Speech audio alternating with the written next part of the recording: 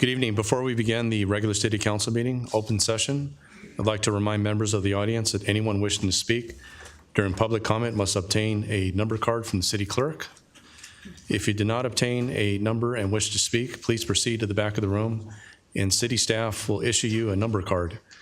Lining up during public comment will not be permitted, and each speaker should remain in their seat until their number is called. The time clock will begin when you begin your comments. There will be 3 public comment periods this evening. The first public comment period will be for the comments related to the public hearing item number 1, adoption of the city's budget. The second public comment period will be for the comments related to item number 2, adoption of the citywide user fees for fiscal year 2024 through 2025. And third public comment period will be for items listed on the agenda, including consent calendar items and non-agenda items within the City Council's jurisdiction. Members of the public wishing to speak on public hearing item number 1 should obtain a yellow number card. Those wishing to speak on public hearing item number 2 should obtain a purple number card. And those wishing to speak on consent calendar and non-agenda items should obtain a blue number card. Per the city's meeting rules and fire and safety regulations, all persons shall remain seated unless addressing the council or entering or leaving the chambers. Standing in the aisles or along the walls is prohibited. There is overflow seating available in the lobby area, and if there are no available seats in the chambers, please proceed to sit in the lobby. I will now call to order the regular City Council meeting. Open session. Time is now 6:34. City Clerk Duarte, will you please call the roll? Yes, Mayor Pro Tem. Councilmember Frometa? Present. Councilmember Ortiz? Present. Councilmember Pemberton is excused. Mayor Pro Tem Sosa? Present. And Mayor Trujillo is excused. And now we'd like to call up Chaplain of the Downey Police Department for the invocation, Greg Welch. This is truly a day that the Lord hath made. Let us rejoice and be glad in it. Let's pray. Heavenly Father, we are yet at another City Council meeting, and with your blessing, we trust that everyone here will know the function of this meeting and be cautious in their words and their hyperbole, that we can work towards a common goal of what is good for the city of Downey. We are thankful, Lord. We're thankful for each and every person here. The ones that are being paid, the ones that are in the thankless job of making decisions, and of course our police and fire. But not to forget, Lord, our citizens. We thank them for their attendance here and their perspective and contribution. Bless this entire city, bless this meeting, and for all in it. In your name we pray. Amen. Thank you, Chaplain Welch. And now for our flag salute, we will invite up Girl Scout Troop 7293 and 275.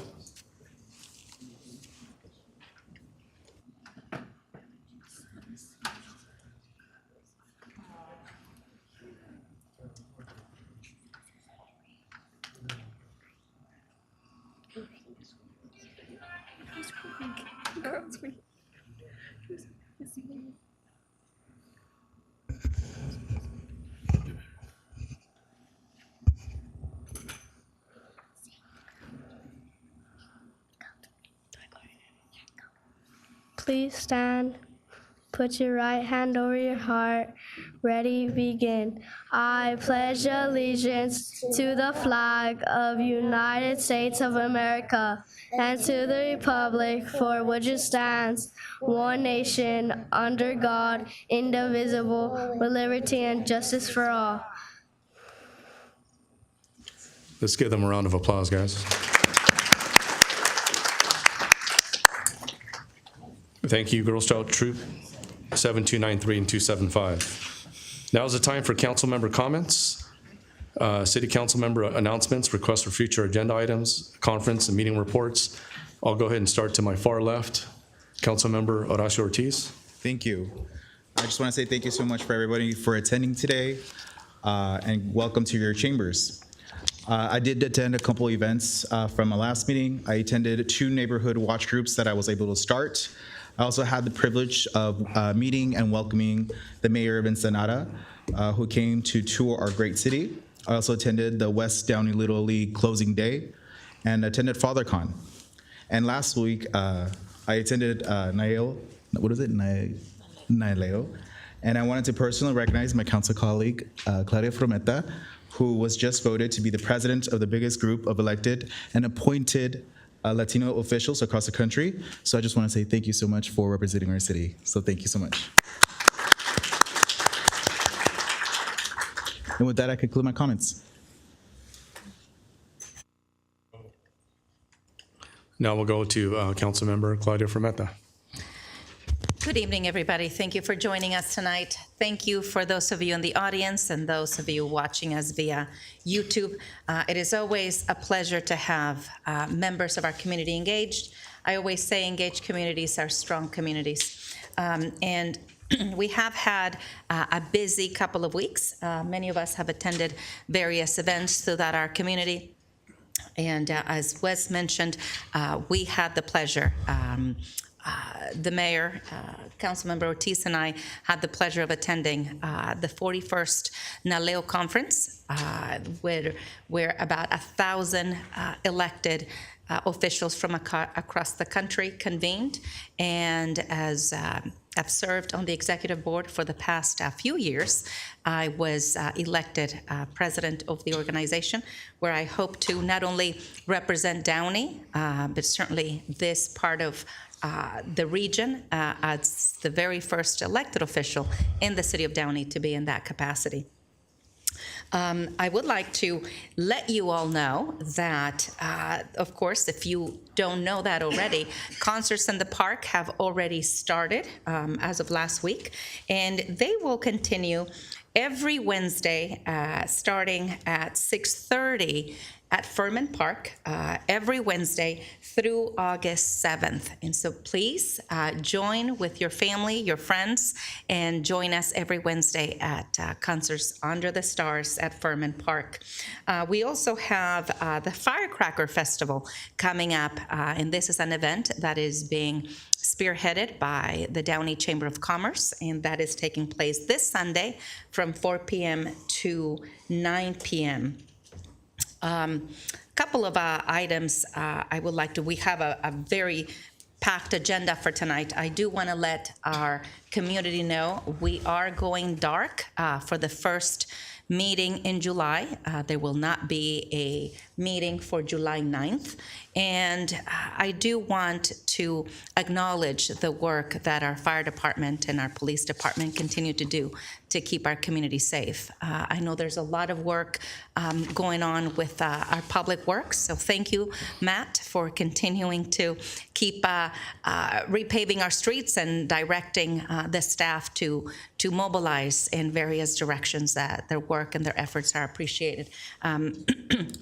Also, Camp Downey continues to be very successful, and I've received many calls from residents saying how pleased they are. So thank you, Jason, and your team for continuing to run a very successful summer program this time.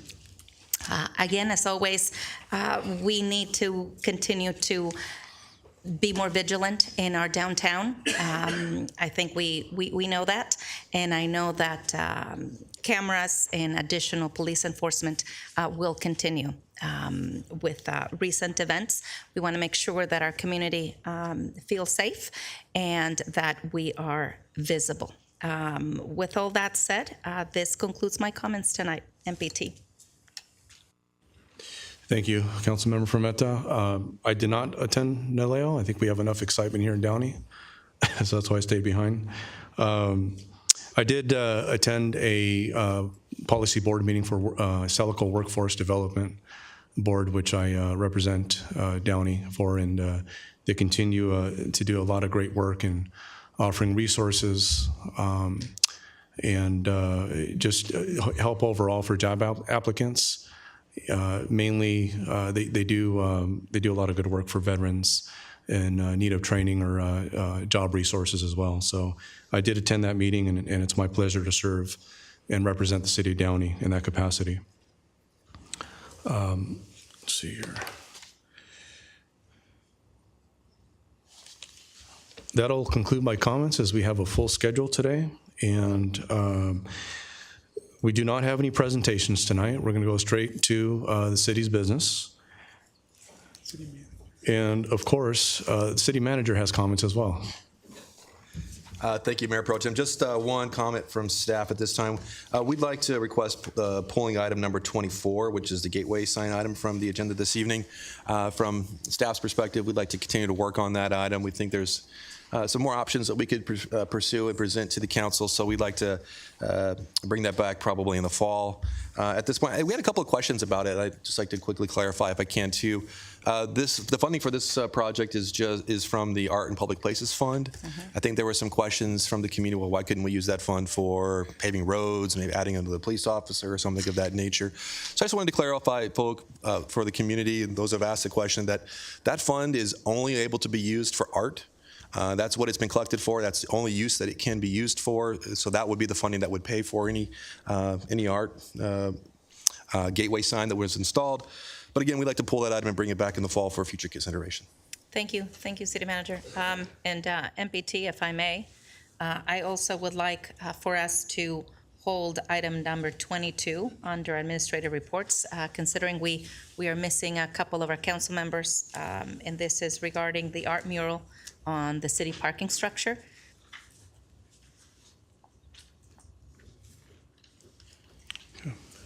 Thank you, Councilmember Flormetta and City Manager Roger Bradley. So again, we have no presentations tonight. We'll go straight into the city's business and public hearings. First up is adoption of the proposed budget for the 2024-2025 fiscal year. That the City Council conduct a public hearing considering the adoption of the city's fiscal year 2024-2025 budget and annual appropriations limit, GAN limit, and 2, adopt resolution number 24-8245, adopting the fiscal year 2024-2025 budget and annual appropriations limit, GAN limit. The hour having arrived, the public hearing is now open. It's now 6:45. City Clerk Duarte, do we have proof of publication? We do, Mayor Pro Tem. Can I have a motion and a second to receive and file the publication? So moved. Second. Please vote.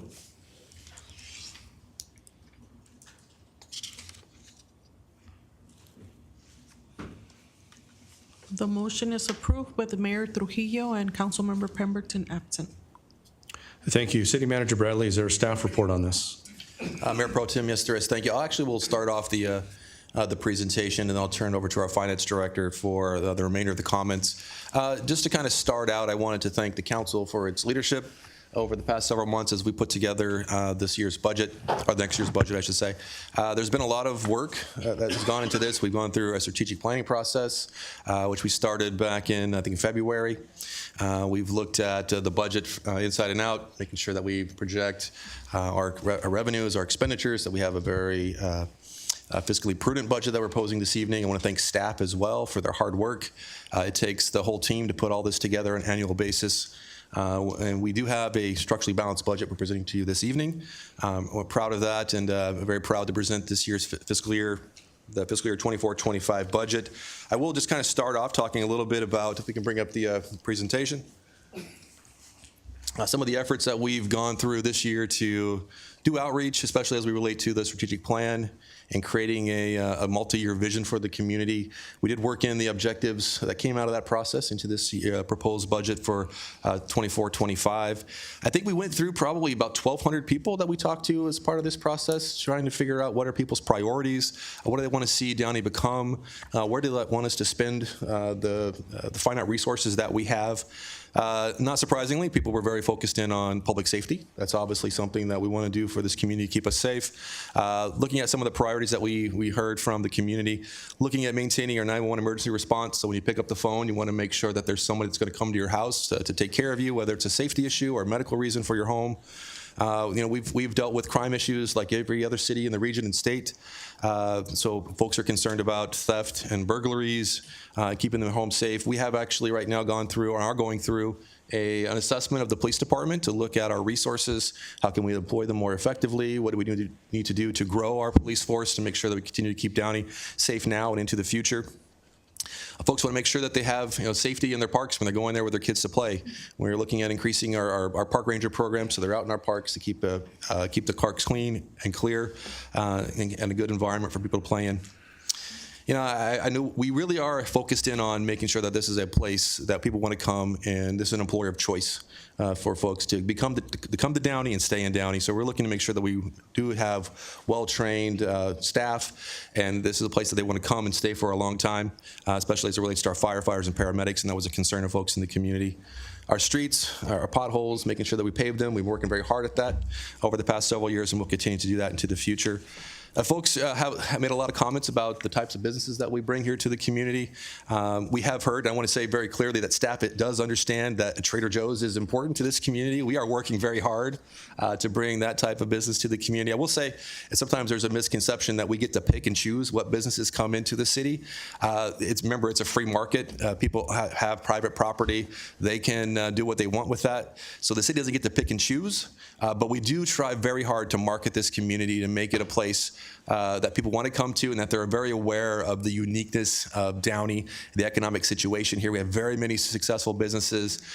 We've heard that people want to see, Korean barbecue come here, family-friendly entertainment options, especially as it relates to youth. And our team is working very hard to make sure that we can not only retain our current businesses, but attract those types of businesses to our community, as well as corporate and other types of commercial entities to the city. So we are working very hard on that item. Next slide, please. We are unique. We're a full-service city. We have our own police and fire. That's something that folks are very proud of, and we are proud of that too as well. It means that our public safety personnel don't have a parent agency somewhere else that they report to. They report here to us. This is where their heart and soul is at. They put their day in and day out time and effort into this city, and we're very proud of that. And it's a struggle to do that. I would say one of the things that council makes that a priority, and you want to make sure that the resources are available to do that, and we make sure that's in our budget so that we can keep those folks here at home. Next slide, please. Again, public safety is a big priority. We will have an assessment that I mentioned earlier, the police department, available for the council in August or September, and we're making sure that we have the resources available to keep Downey safe. Is something we're seeking our time and effort into currently. Next slide. And then, of course, we have our fire department. They do a great job. Some people don't understand that over 70% of the calls they receive are for medical issues. So we want to make sure that we have the best available staff, best trained staff as possible, and the best technology available, so that when we show up to your house, that you have the confidence that they're going to take care of you and keep you safe. So we're making sure that we continue to work with them, and that's reflective in our budget priorities. Speaking of priorities, I just wanted to go over quickly what we were tasked with as part of the City Council's priorities workshop for 23-24. Just hit a couple of issues on here. I know we've talked about them at the budget workshop on the 25th, but we were able to complete the vast majority of the assignments that we've had for this year. Looking at economic development, we talked a little bit about some of the things that we've been emphasizing. We're really making sure that we are out there on a regular basis, marketing the city, talking to businesses, seeing where vacancies are, and of course, of our existing businesses, seeing how we can continue to support them in their efforts to make sure that the city's processes are streamlined so that they can continue to operate and function here within the city. Along with that, we've been looking at our plan check process over the last year, making sure that it's streamlined, that we are as effective as we possibly can. We've brought in a number of our consultants as permanent staff to make sure that we have people that are, again, dedicated to this city as they work for us. A few meetings ago, we talked about our code enforcement efforts. We've been ramping them up over the past year.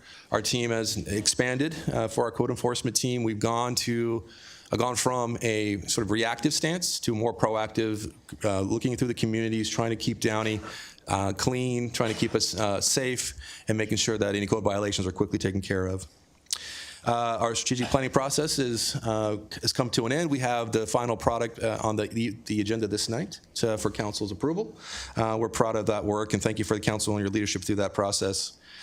Just a couple more. We have our streetlight installation program that was approved a couple meetings ago, and we're getting ready to kick that off, as well as a community garden. And I want to thank staff for all the hard work on all these initiatives for 23-24. If we can go to the next slide and look at 24-25. Again, just highlight a couple on there. We are, and we'll be looking at the what we call the back 20, which is the undeveloped area around the promenade, putting an emphasis on the development of that area. We heard comments about walkability and other things as we put into as we develop that area. So that's an initiative for us next year. Some of our smaller businesses need some assistance with their facade improvements, and so we have the expiration of creating that program in our work effort for next year. As well as looking at developing an economic development strategic plan. So we focused in on a strategic plan for the city as a whole. And next year, we really would like to kind of hone down in on economic development and find out where do we want business to go? What vision do we have for certain areas of the community? What type of businesses do we want to continue to incentivize to bring to the city? So we'll have a big conversation about that next year. I mentioned about being employer of choice, so we're going to be continuing to look at best practices in the industry that we can employ here in the city to, again, to make Downey a place where people want to come and they want to stay for a long time. And again, that we get the best. We expect to complete, as I mentioned, our police department assessment in August, September timeframe. We'll be installing a community garden at Rio San Gabriel Park, a second dog park as well at Golden Park. And it was mentioned our security improvements that we've been doing in our downtown area, installing cameras, increased foot patrols and other things in the area to keep this city safe. That concludes the priorities. I'll quickly just talk about some of our staffing proposals for next year, and then I'll turn it over to Mr. Hanna for a budget overview. In the proposal for next year's budget, we have a net increase of 8 positions for the city, largely coming from in public safety. So we have a couple of community service officers, a record specialist, and another dispatcher. We do have some additional changes in our finance department that we're proposing to focus in on revenue management, budget preparation, and management, and that will be accomplished by deleting a few positions, a few accountants in that department. And then we'll be looking at giving some assistance to our city attorney and doing some additional work in our Parks and Recreation department. Again, we have 11.5 new positions. We're deleting 3.5 for a net change of 8 in next year's budget. We are a little bit lighter. I guess we'll say we're small and mighty over here in the city of Downey. We have about 4 FTEs per 1,000. I think I'd like to see us continue to grow that just a hair over the next few years. Financially prudent manner, of course, making sure we have budget to do so. But we are doing a great job in the community with a little bit lighter staffing. And I want to thank all the hard work of our team of carrying a little more load, being a little stronger than those around us. Total FTEs, we have 449 in our 24-25 staffing plan. About 2/3 of those are in public safety, 40% in police, 24% in fire, and then the next department's about 17% in public works, and then the rest of the departments are under 5% of the total FTEs. Next slide. At this point, I'll turn it over to Mr. Hanna to talk about the financials. Yep. Take a look inside the numbers of this year's budget. Move right into look at all funds. This first slide shows a graphical representation of the city's $284.9 million fiscal year 24-25 proposed budget. Key highlights of the city's proposed appropriation budget include $124.2 million for the general fund, $24.7 million for city utility and golf fund operations, 17.7 of which is for the water utility. And a capital improvement plan budget of $93.4 million, of which 14.7 is for utility and golf funds. In particular, when we're talking about capital improvement plan, we need to keep in mind that those costs are spread over multiple years, as each of those projects tend to cross fiscal years. And so not all that will be spent in the current or the upcoming fiscal year, but spread over the next 3 to 5 years.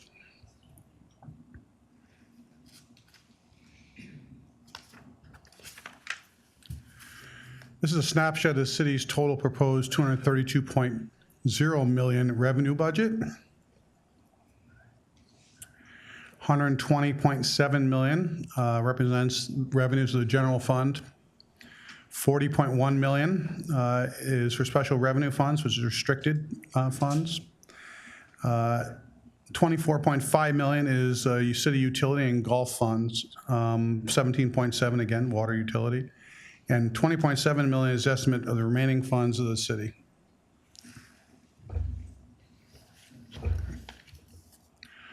This is a snapshot of the entire budget for the city, just a summary version of it with total revenues and total expenses. We'll now take a closer look at the general fund.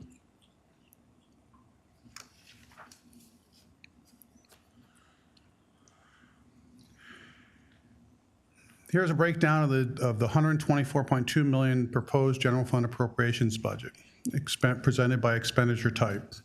Overall, the proposed budget represents a $9.1 million or 7.9% increase over the prior year's adopted general fund budget.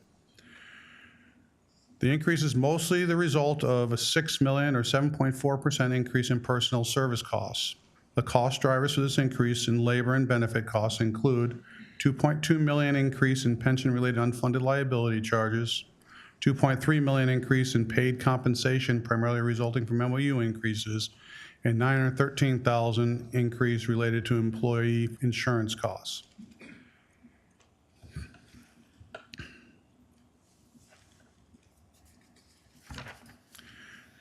This slide shows the proposed general fund expenditure budget presented by functional area. Public safety represents the lion's share of the overall proposed appropriation budget at $76.5 million, or 61%. Community enhancement, made up of community development and public works, comes in at $15.7 million, or 13% of the overall proposed budget. General government makes up 10%, or $12 million, and the city investment in quality of life, that is parks and library services, is 9%, or $11.2 million.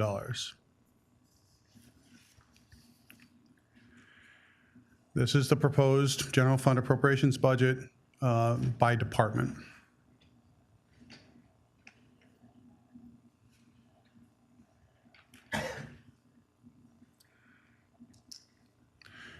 We'll now briefly look at estimated revenues for the general fund.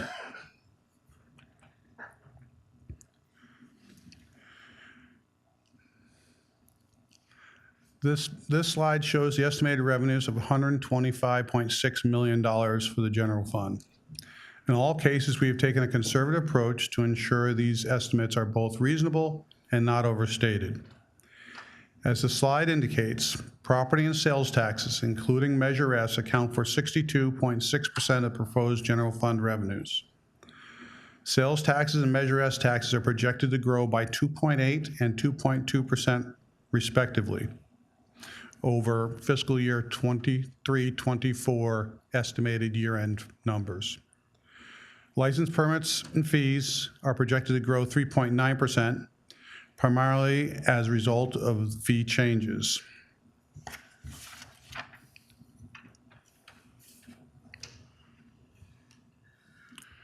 Let's take a quick look at the general fund reserve. This slide shows the growth of the general fund reserves from adoption through projected fiscal year 24-25. So just under $10 million over that 7-8-year period.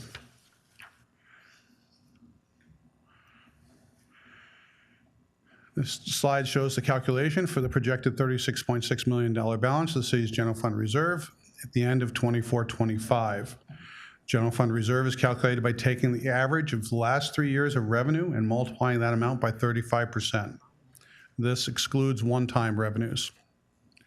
It consists of two components, the emergency reserve at 15% of the last 3 years of revenue and the stability reserve at 20% of the last 3 years of revenues. The emergency reserve is maintained for the purpose of sustaining the city's operations in the case of unforeseen catastrophic event. And the stability reserve was established to provide a bridge in the event of an unexpected significant loss of revenue or unanticipated major expenditure.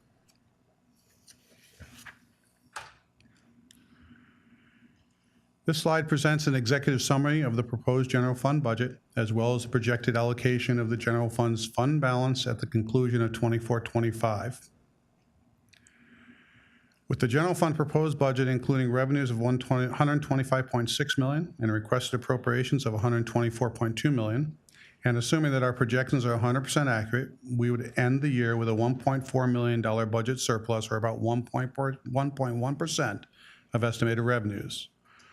The fund balance of the slide, section of the slide, shows a potential breakdown of the general fund balance at fiscal year end. This concludes our presentation. We stand by for any questions that the City Council may have at this time. Thank you, Director Hanna. Appreciate that. Very detailed, elaborate financial report. At this time, do any members of the City Council have any questions or comments? I just have a comment, Mayor Pro Tem. I just want to say thank you. I think it's important to note there is a budget subcommittee that meets regularly to review this, to review the budget. And as has been shown, the city does have this reserve. And it is important for us to continue, based on the policy that was established, to make sure that the city continues financially strong. And I just want to say thank you for providing this overview, detailed overview. And even when we've had not so solid financial forecasts, we are able as a community, as a city, to maintain our sales. And this is important for the city of Downey. This is what has maintained our reputation and our ability to also secure good businesses in this community. So this is important for us. And another year of a balanced budget and another year of prudent financial practices. And I just want to say thank you. I just want to also echo the same sentiments. I just want to thank staff and everybody who worked on this budget. I am proud and I'm happy where the city is going. So I just want to say thank you so much for everything. I think I'm pretty happy of where the city's going for the next future. So thank you. Thank you, council members. I just want to acknowledge and congratulate City Manager Roger Bradley, Assistant City Manager Vani de Rojas, and Director Hanna, and the rest of staff on another balanced budget for over a decade straight. That's a big deal in this region, this environment. I'd like to congratulate them personally right now. Thank you.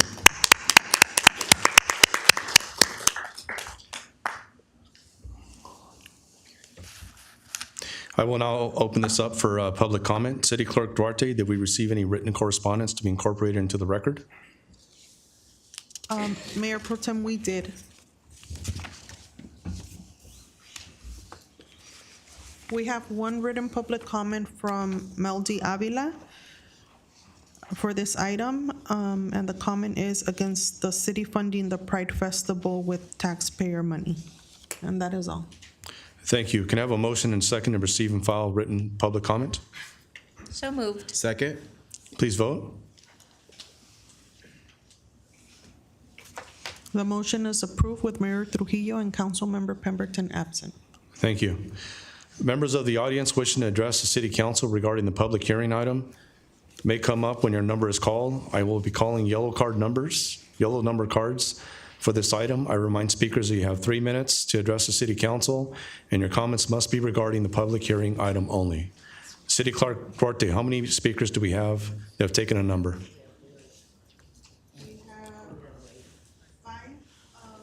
We have 5 speakers that have taken a number. Thank you. Speaker number 1, please come forward.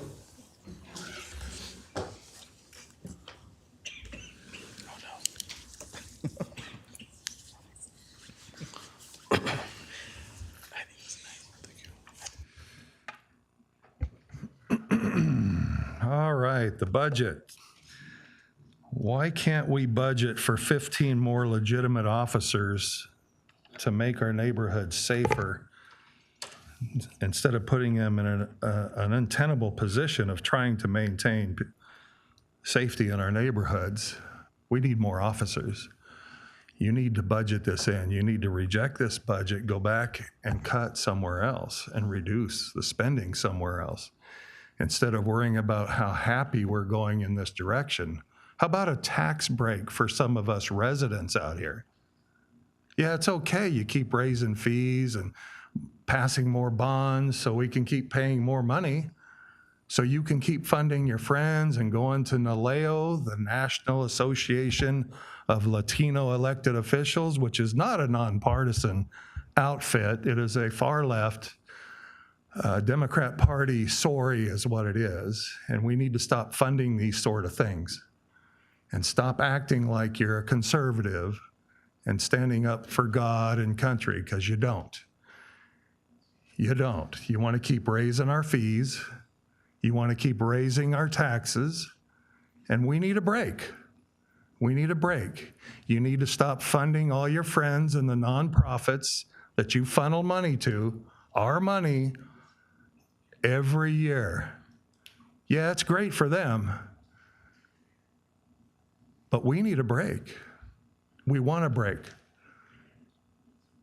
So this raising the fees, which we're going to get into later, and reducing the police from 40% to 37.5%, that's unacceptable.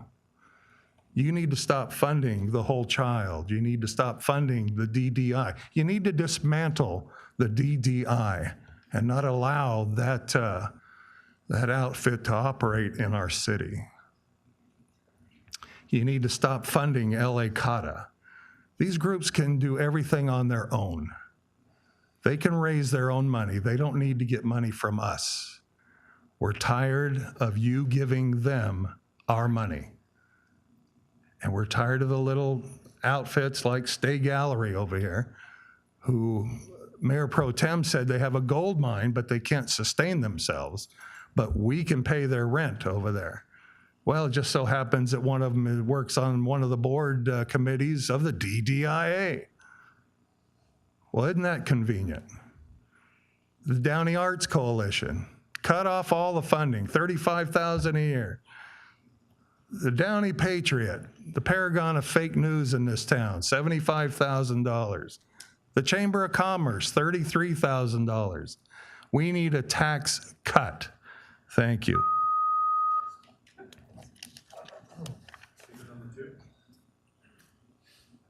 Speaker number 2.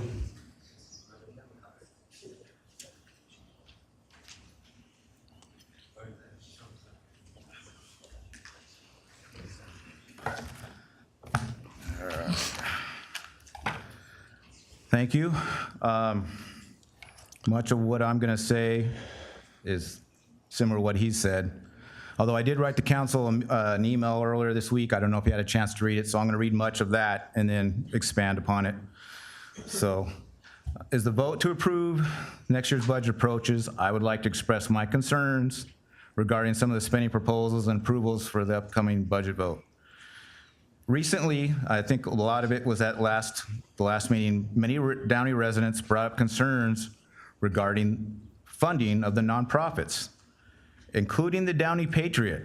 I used to be in support of funding them, but after their biased, one-sided reporting on the neutral flag policy, and then the editor outright insulting us, saying we're going in a step backwards, as though we're, bunch of hillbillies or something.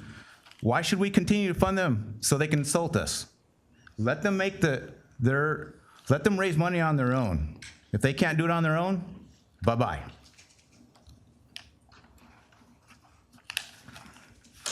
So let's take that money and use it towards essential services. I recently met with Rudy Monroy of Code Enforcement. He's doing an outstanding job. He and I work on a lot of projects together, particularly in the 2nd District, in the Imperial and Paramount area. We're getting homeless encampments removed, getting vacant properties cleaned up, but they need more funding in order to get better coverage on the weekends, which is when a lot of these homeless set up their encampments, leave their shopping carts all over the place, trash all over the place. So let's get them more funding instead of funding these nonprofits like was mentioned. And I hear the city is also kind of putting out their feelers for a sales tax. Again, before we even do that, let's use the money we have and some of the money that shouldn't even be going to the nonprofits and use it towards essential services like code enforcement, police officers, fire department. And here, and again, he mentioned returning money back to us. I have family in Tennessee. Do you know what they do with their money? When they have a surplus, they take some of it and return it back to their citizens. That would be great. I have a modest home that I bought about 8 years ago, and luckily I haven't bought it in the last year or so because who knows what the property tax rate would be, but I pay over $600 a month. I think that's enough. So again, let's reallocate that money towards essential services and let them find their own funding. Thanks. Speaker number 3.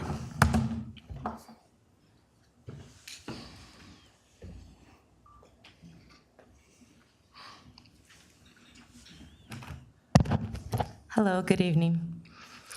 I didn't plan on speaking on this, but here's a wild thought. How about we start allocating the money and keeping it here at home instead of sending $18 billion to Israel? That's a start. $18 billion, nothing to sneeze at. We're providing health care while Americans go without for Israelis. So, yeah, we should keep our tax dollars here at home, here local. Ask Fromenta, she's aware of it. She highly agrees, right? You love APAC. You've said it here publicly. So, yeah, that's just my thoughts. Thank you. Speaker number 4.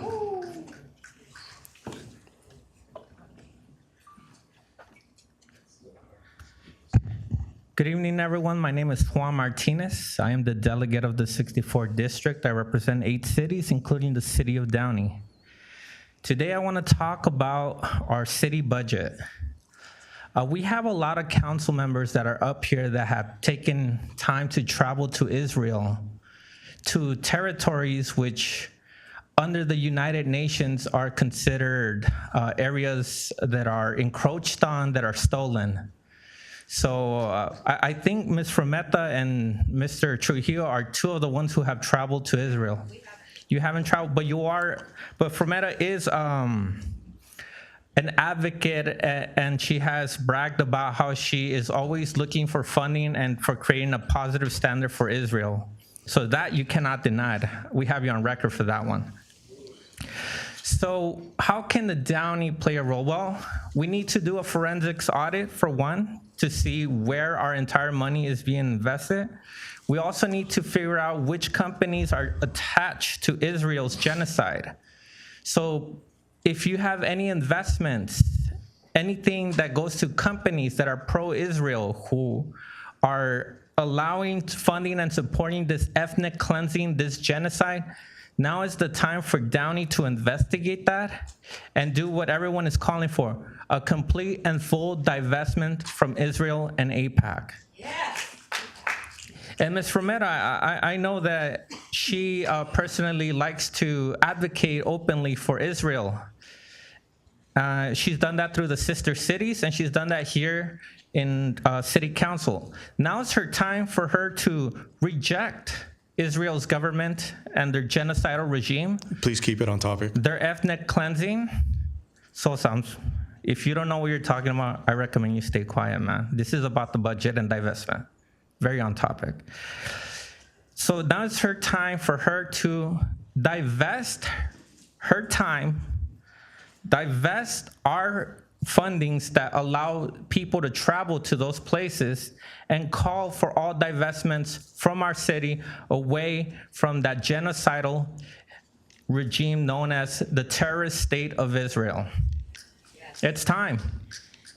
It's time. And council members, it's time for you to pass a ceasefire resolution so that as a city, you stand against the funding and Mr. Speaker, I'm going allocations. to ask you to stop for a second and pause your time.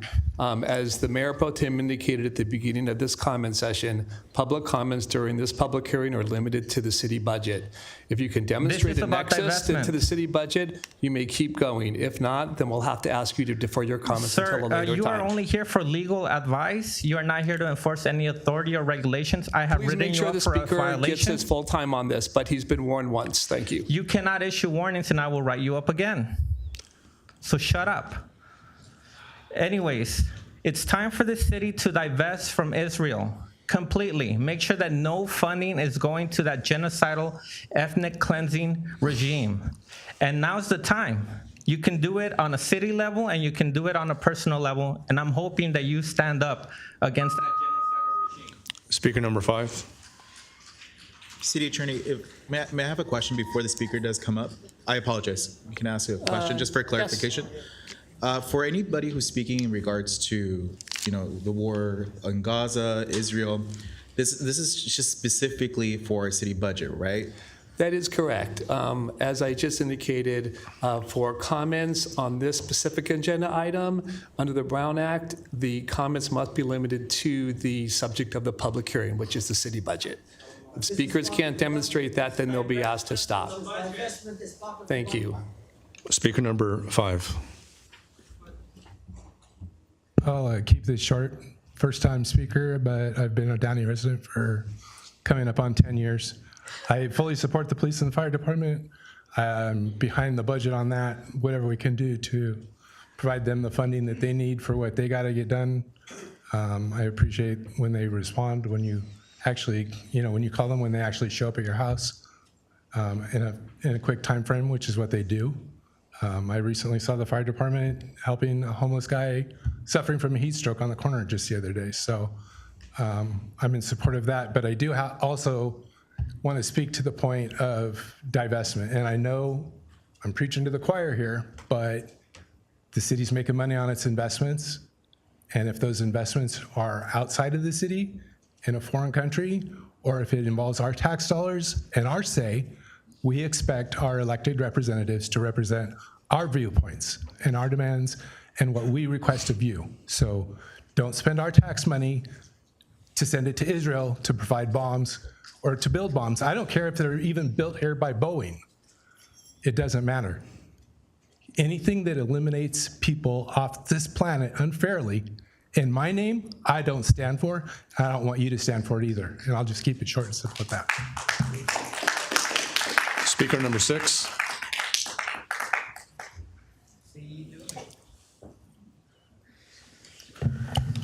So continuing on with the theme of the previous speakers, I think that the city council's budget is completely outrageous, completely immoral.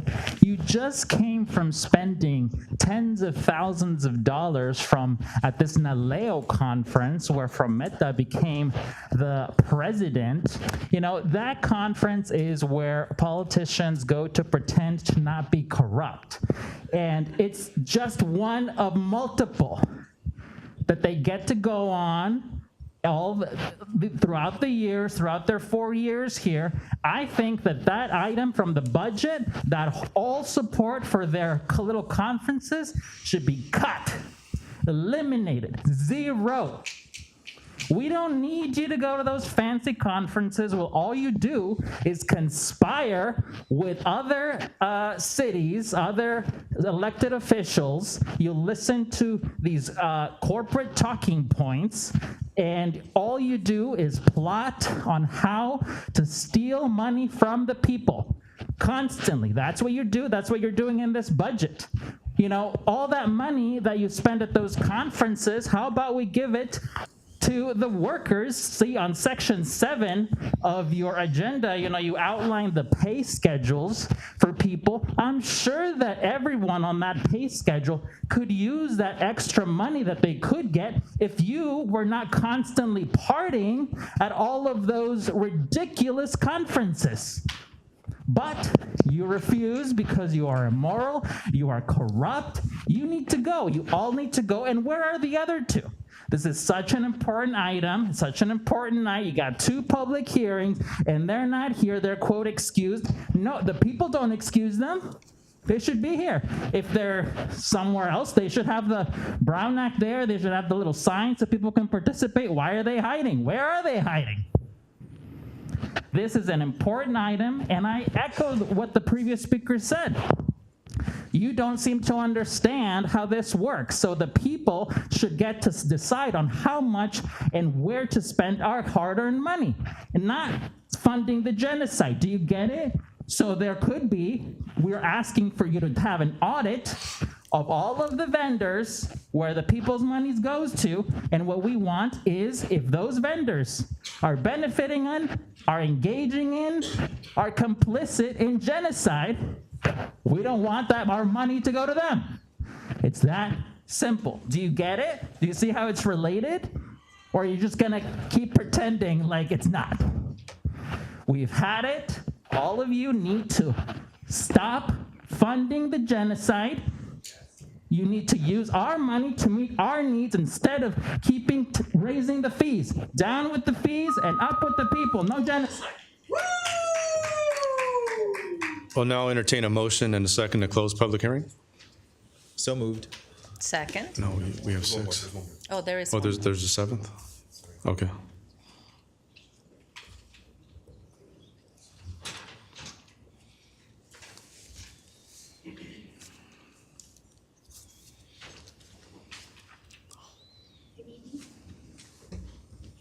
Good evening, Mayor Pro Tem Hector Sosa and City Council members.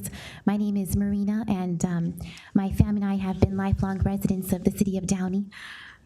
My family and I would like to ask City Council to please vote to end all city taxpayer funding of all things that are not for the public common good of all Downey residents, including the city's LGBTQ Pride Festival.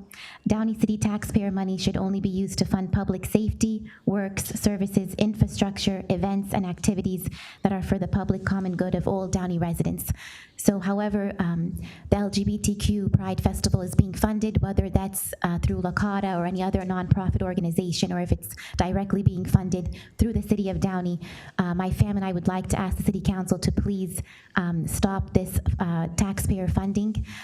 It is not right. It is wrong for Downey taxpayer money to be funding the LGBTQ Pride Festival. And this decision would be based on the truth. And the truth is the Lord Jesus Christ. He is the way, the truth, and the life. And I pray that whoever of you do not know the truth and the Lord Jesus, that you know the truth, because the truth will make you free. Thank you very much. God bless. We'll now entertain a motion and a second to close the public hearing. So moved. Second. So ordered by the Mayor Pro Tem. Unless there are any comments from the council, I will entertain a motion and second to adopt the So resolution. moved. And I second. Please vote.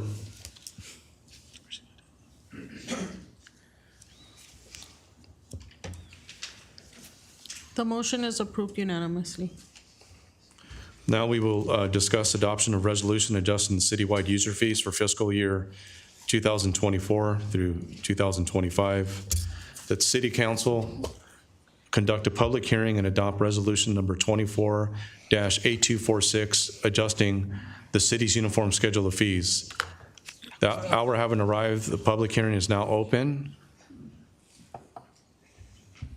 Time is now 7:26. City Clerk Duarte, do we have proof of publication? We do, Mayor Pro Tem. Okay, do we have a presentation? We have a presentation on this? Okay. Yeah, thank you, Mayor Pro Tem. We'll have staff start with City Mr. Hanna. Manager. Excuse me. Can I have a motion and a second to receive and file the public So moved. Second. publication? Please vote. The motion is approved unanimously. Okay, staff report. Sorry, I jumped the gun there a little bit. Yes, we do have start off with our finance director, Mr. Hanna, and we have a couple other staff that will be involved in this process. So, Mr. Hanna, please begin.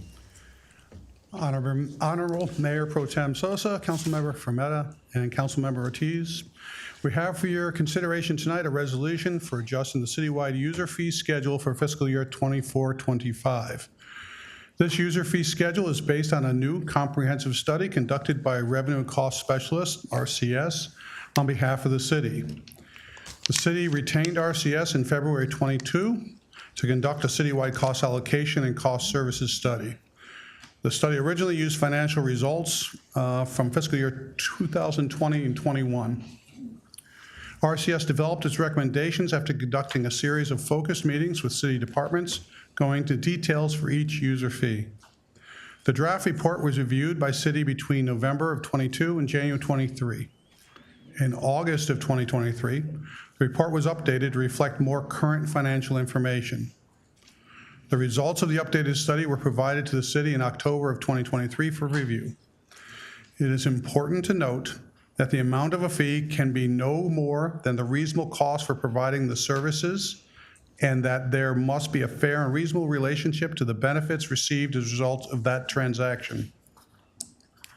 Tonight we have Mr. Eric Johnson, President of Revenue and Cost Specialist, with us. Mr. Johnson will discuss the project, legal requirements, and the process used to develop fees for the city.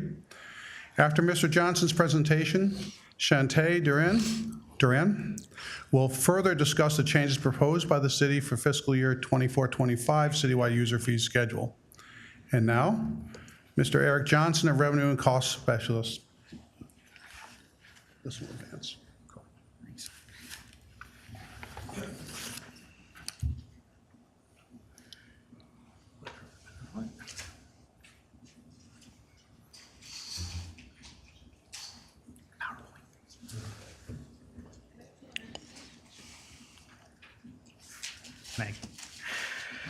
Good evening, Mayor Pro Tem, members of the council. I'm Eric Johnson from Revenue and Cost Specialist, and I'm pleased to be here tonight to present this cost of services study. So a little overview of the project. First off, a little overview of RCS. RCS was founded in 1980. We've been doing fee studies and cost allocation plans for 44 years now. I myself have been doing this since 1990. So I've been doing this for 34 years. I've worked in over 150 different agencies in 5 states, but mostly here in California. So the last comprehensive fee study the city did was in 2018. As Stephen mentioned, we kicked this off in 22. We eventually ended up using fiscal year 23-24 data, and we did a cost allocation plan and a comprehensive fee study. So what that means is that we wanted to make the cost of the city to reflect the business cost. What are the costs of providing services to your customers? Because you look at the budget that was approved tonight, it does a great job of identifying what are the costs of the various different departments, but not necessarily the full business cost of what it costs to provide services to your customers. So we went through the process of a cost allocation plan where we allocated all the administrative costs out to the end user departments by factors of how much they're using those services. And in doing so, we created a fully allocated hourly rate for each position that included these overhead costs. Because the costs exist, we just have to make sure that they're appropriated accordingly. So the process we went through, this was a multi-month, 6-month process that we went through, starting with staff. Who's providing the services? Which services are being provided? How much time is being spent? How many of these are you doing? We went through this with every department in the city, went through all the services that are being provided, so that we allocated out 100% of city staff time to all the services that are being provided to either other parts of the organization or to the public. We then wanted to know what the costs were. So again, we developed a fully allocated hourly rate for every position: salaries, benefits, operating expenses, citywide overhead for things like city council and city manager and finance and HR and fleet maintenance and facility maintenance, all those things that allow the other departments to be able to do their job. Department overhead for those within the overhead provided within the department, so that we now had a billing rate for every position. We matched that up with the time, and now we know what the full cost of providing those services are. We then sat down with staff again and said, here's your current fee, here's your cost, here's what the fee would need to be to recover, in most cases, 100% of that cost of service. As Stephen mentioned, you can't charge more under the law than what those full costs are. So we wanted to make sure that the fees that the city does have are legally defensible. Which brings us here to tonight. Prepared the final study, summary reports, all the detail, with all that time detail, all that cost detail, and recommendations. And so we're here tonight to assist the council in identifying what the fees should be for what works for the city of Downey. Because of course these decisions aren't made in a vacuum. To the extent that the fees don't cover the cost of the services, taxes are paying for that difference. And when we look at tax services versus fee services, community-supported services versus personal choice services, when we look at community-supported services, those are things that typically benefits the community as a whole. When people say, what do my tax dollars pay for? This is what their tax dollars pay for. Police, fire, streets, parks, code enforcement. But then you match that up with personal choice services. The customer is identifiable, the service is measurable. Most importantly, it benefits an individual or a group and not the broader community.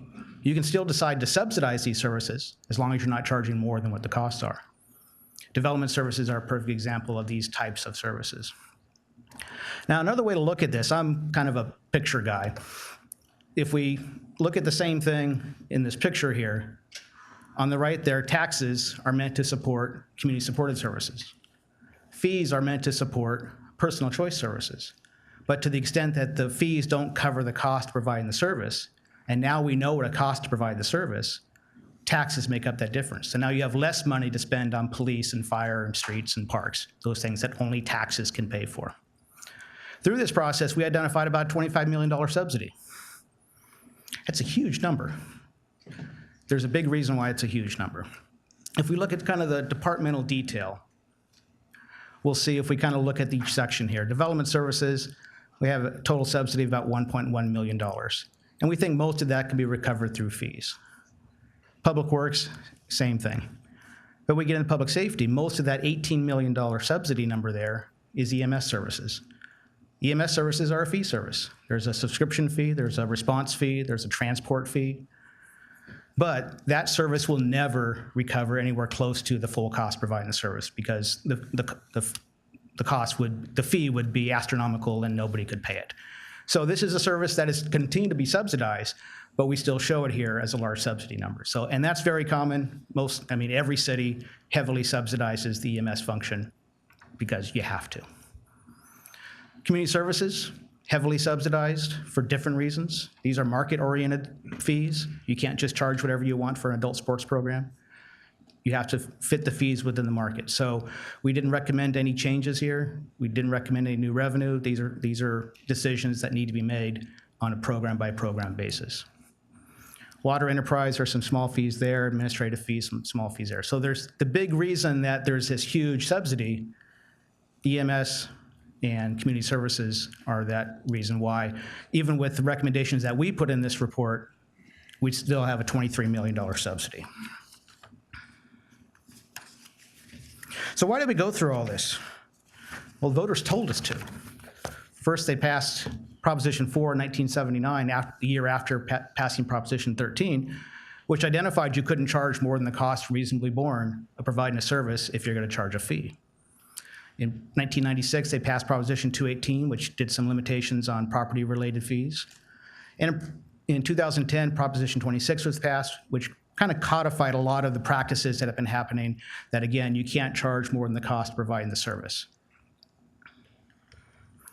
So this was a comprehensive update. We wanted to look at cost recovery. We wanted to take a look and refresh the fee schedule to make sure it's reflecting what the city's providing today. Wanted to make sure the fees were defensible, confirm where there's revenue collection issues, and for those, again, community services, look at the market demand. So for those who like to count things, like me, those numbers aren't really showing up, are they? We identified 248 fee services or fee categories. I know the city staff report has a larger number, but that's because they broke it down into more detail. 22 new ones, 152 increased fees, again, in our report. 23 restructured, 35 no change, 14 fees decreased because the costs were higher than what the fee currently is. And 2 fees were deleted because they just aren't being provided anymore. So the fees in this report are RCS recommendations. They are meant to be identify all the possible options that the city could do, and in essence, to set the ceiling. Now, city staffs can provide some additional information on where they would like to make changes. So I'm going to turn it over to Shantae, and she'll take it from here.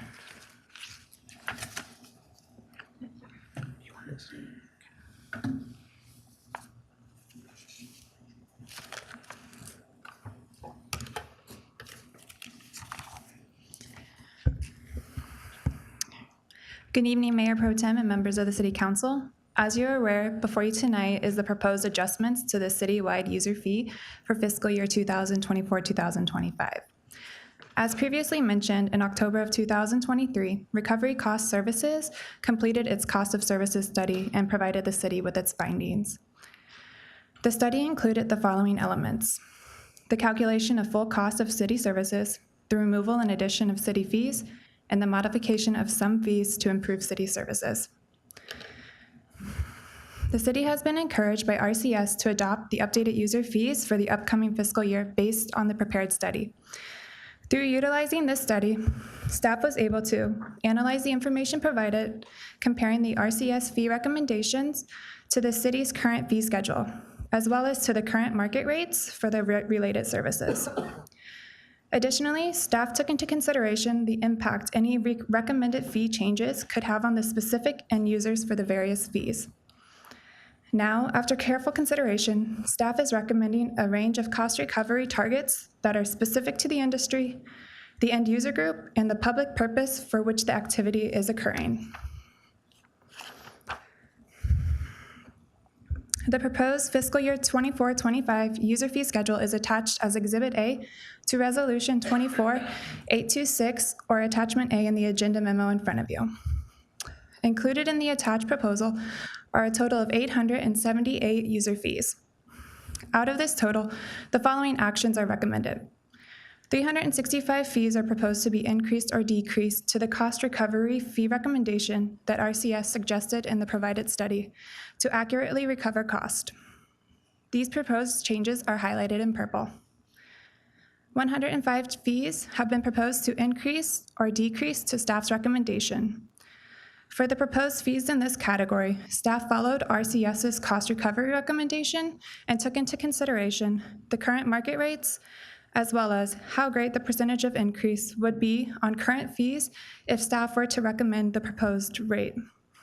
Following their analysis, staff is proposing fees that will result in a nominal change to the current rates and that have been determined to be comparable to the current market rates. These proposed changes are highlighted in blue.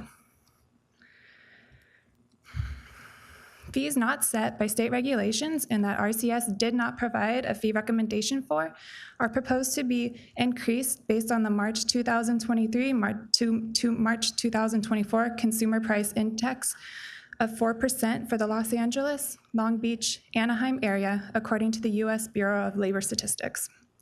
This is consistent with the city's past practices, being that as a part of the fiscal year 2019-2020 budget process, the City Council approved the automatic annual adjustment to user fees not currently achieving full cost recovery based on the CPI for the Los Angeles, Orange, Riverside Metropolitan Statistical Area. Now, following this approved practice, 139 fees are proposed to be increased by the CP rate of 4% and are highlighted in orange.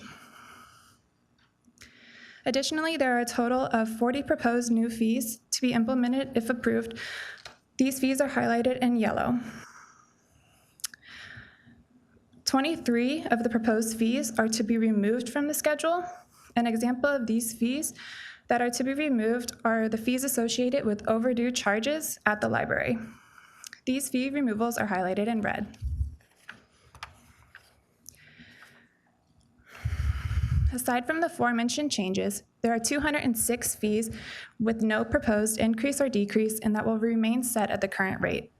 The majority of these fees were determined to be set at a rate comparable to the current market service, or they are governed by state or county regulations. These fees have no color on your exhibit. When reviewing the proposed fee changes, it is noted that 61% of the changes represent fee increases, 10% of the changes represent fee decreases, 4% represent the new proposed fees, while 2% represents the fees removed. Additionally, 23% of the fees will remain unchanged. The proposed increases and decreases were rounded up or down to the nearest dollar. However, there is an exception for the Community Development Department's Building and Safety section, where fees were adjusted by the actual dollar amount without any rounding. This concludes staff's report, and staff is now available for any questions. Thank you. Do any members of the council have any questions or comments? Thank you. No, we've got the report in front of us. Thank you for providing us the details. I have none at this moment. Thank you for the report. Thank you. I will now open this item up for public comment. City Clerk Duarte, did we receive any written correspondence to be incorporated into the record? We did not, Mayor Pro Tem. Okay. Thank you. Members of the audience wishing to address the City Council regarding the public hearing item may come up when your number is called. I will be calling purple number cards. For this item, I remind speakers you have 3 minutes to address the council, and your comments must be regarding this public hearing item only. City Clerk Duarte, how many speakers do we have taking a number? We have 3, Mayor Pro Tem. Thank you. Speaker number 1, please come forward.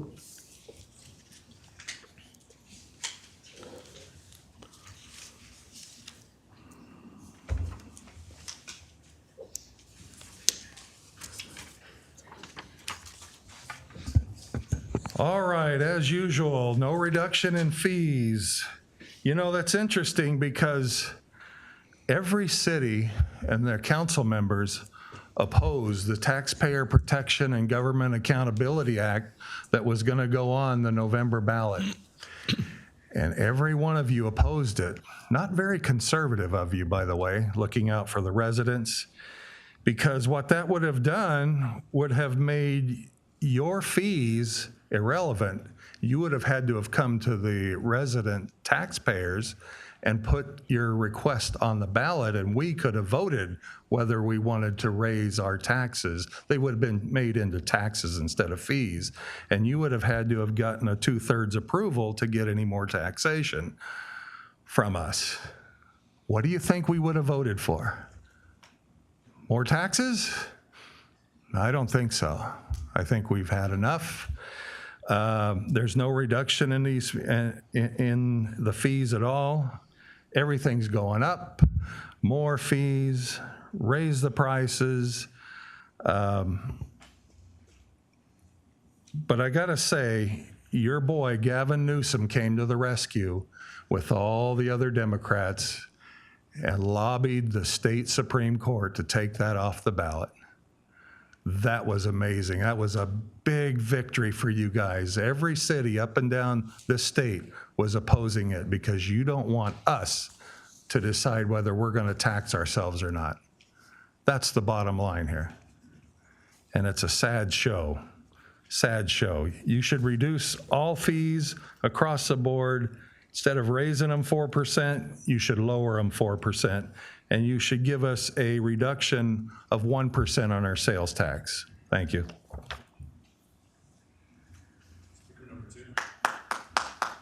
Speaker number 2.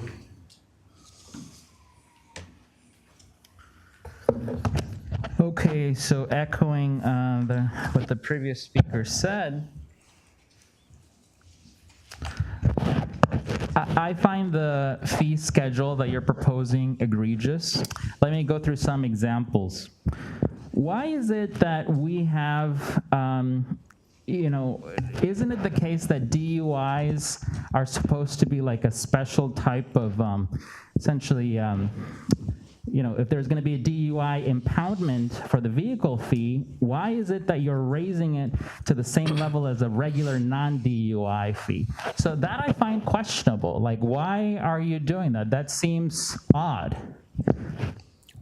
I also find it odd and troubling how you are engaging in merchandise-related discrimination. So for example, you have permits going up 100% for commercial sidewalk sales, 100% for Christmas trees lots, 100% for the pumpkin patch, but yet only 4% for the fireworks stand. So that seems like discrimination because you're increasing fees more for some type of merchants relative to others. Why is that? That's discrimination. Also, I am troubled that you are going after the very hardworking people who do street vending of food. You are increasing the fees by 75%. So there's across the board in your fee schedule, you are harming the community. You're not helping the community, and you're especially seeming to be discriminating against, right? So, okay, so are you trying to encourage more sale of fireworks? Doesn't that cause more problems for the city, right? 2 years ago or 3 years ago, we had that huge fire at the apartment complex on Imperial. Everyone remembers that. And then over here in District 4 and in District 3, everywhere. So is it the case that you want more fires? Is that why you're basically trying to encourage the sale of more fireworks? Why are you not empowering people in the community to sell whatever they have maybe in their homes, to make some more money and to share essentially with neighbors, build the local economy? Why are you boosting the permit fee for essentially yard sales? Far more than for the fireworks. Why is that inequality happening? Why are you going after the poor people that are trying to make a basic living, an honest living, selling the street items, the food? Why are you doing that? You are just against the people. You are not being fair. Down with the fee schedule. Free Palestine. Speaker number 3.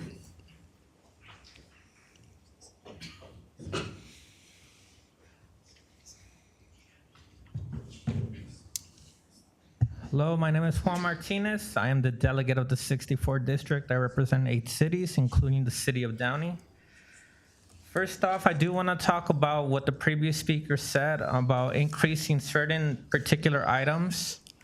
That does sound discriminatory in its nature. I think we can investigate it as a community, and if it's found that it targets a specific group of people in the city, then there are grounds for legal action, which I'd be more than happy to work with people in the community to bring them against the city. Fireworks, those are run by political groups and nonprofits. There are some private investors, but particularly I've seen members who are very active in the community who are donors to some of you participate in fireworks sales. So I think you're helping out your friends. DUI fees raised on impound, that concerns me. Whenever tickets or DUIs, whenever there's a fee increase, it concerns me because behind the scenes, I always feel that cops will be motivated to have a quota, to impound cars, to stop more vehicles, to make sure that there is a certain revenue arising from these taxations. So I hope that that's not the case. What you can do in order to not increase the fees on the community is you can free up a percentage of the budget of the money we already have available in a lot of our pots, and make sure that if we have any investments in Israel, you cut those and create new bids. And with those new bids, you find better deals that are not as expensive or exorbitant. And there's some cost savings right there for our pots. I know you can't move money around from each particular pot, but we can do more with what we have now without putting the burden on the people. So I would appreciate if you instruct staff to pursue alternate ways of allocating budget funds to make sure that it's not seeping over onto the taxpayer. And again, what are these revenues going to benefit us for? There's clearly a deficiency in our government. One of the staff members earlier said that that Downey is small but mighty in its staff. If you have to increase fees on the people, and yet you are not even able to maintain a dignifying staff to achieve the city's business, I think you've done a poor job, and you need to revise that. Thank you. Now I'll entertain a motion and a second to close public hearing. So moved. Second. Sorted by the Mayor Pro Tem. Unless there are any comments, additional comments from the council, I will entertain a motion and second to adopt the resolution. A motion to adopt the resolution. Second. Please vote.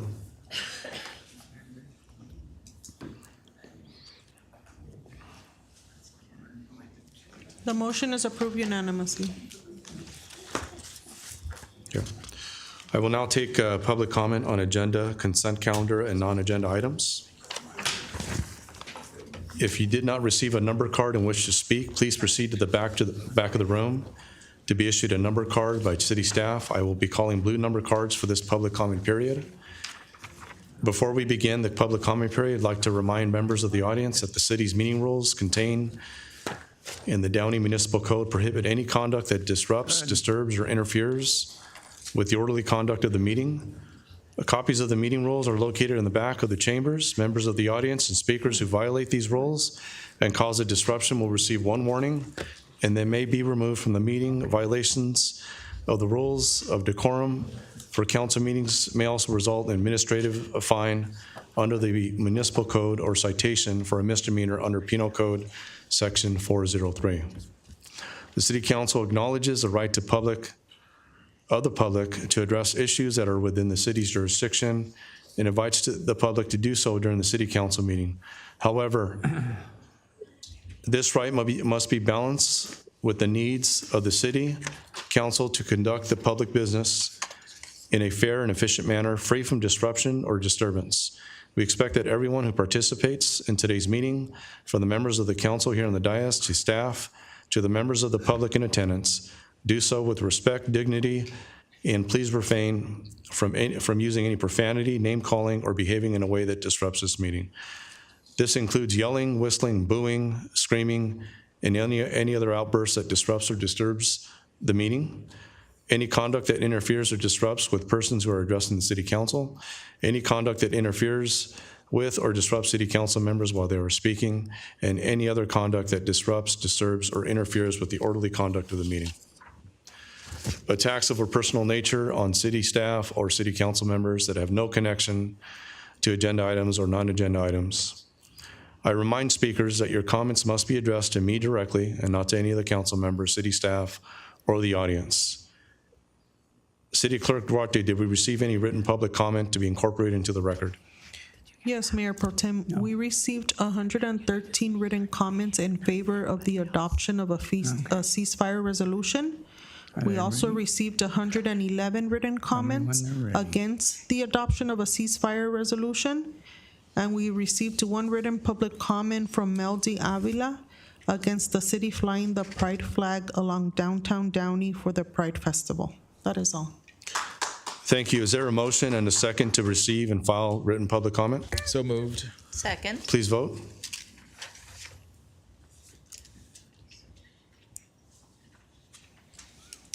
The motion is approved unanimously. In-person public comment. City Clerk Duarte, how many speakers have taken a number? We have 25, Mayor Pro Tem. Based on the number of speakers, each speaker will have 2 minutes to address the City Council. I remind all speakers that you must remain seated until your number is called. Speaker number 1, please come forward. Are you speaking to me? Yes, sir. I apologize for my hearing aids. I'm not hearing too well. I have my helper here in case I need her. I have a very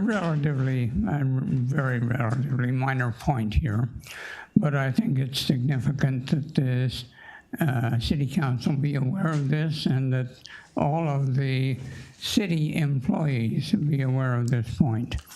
I received a citation for parking here during street sweeping the other day. A friend of mine parked and I accepted responsibility for the payment. I came by the city hall on Friday morning to pay that fee, that citation, and they would not accept my money. Now, if you won't pull out a bill out of your pocket, you will find the words, this note is legal tender for all debt, public and private. Now, I had a tough time confirming all of that and looking up on the internet, and the best I could find was the Wikipedia, which is not an official document, but it comes close to what the government treasury page shows. Legal tender is a very discrete, definite term. If someone presents if you have a debt owed to you, and someone presents to you a legal tender, and you refuse it, then that debt is discharged. So if that is the law, which I believe it is, then my citation that I was responsible for paying was discharged Friday. I would like my money back. Thank you, sir. I paid a bond. We'll ask the chief to connect with them and so they can answer his questions. Thank you. 2 minutes. Okay. Speaker number 2. Thank you, sir. Nice job.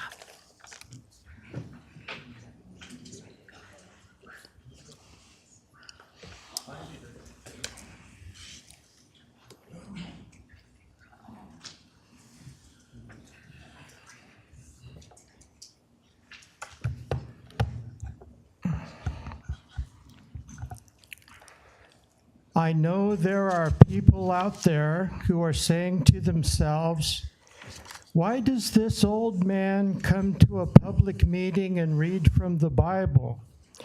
Doesn't he know the Bible is irrelevant to the modern age in which we now live? I will answer by quoting from Hebrews chapter 4, beginning with verse 12. For the word of God is living and powerful, and sharper than any two-edged sword, piercing even to the division of soul and spirit, and of joints and marrow, and is a discerner of the thoughts and intents of the heart. And there is no creature hidden from his sight, but all things are naked and open to the eyes of him to whom we must give account. Seeing then that we have a great high priest who has passed through the heavens, Jesus, the Son of God, let us hold fast our confession. All history is divided by BC, meaning before Christ, and AD, which are the initial letters of the Latin phrase Anno Domini, which means year of our Lord, referring to the years after Jesus' birth. Our very calendar is a testimony to the incomparable life of Jesus of Nazareth. Great movies are available at salemnow.com. Speaker number 3.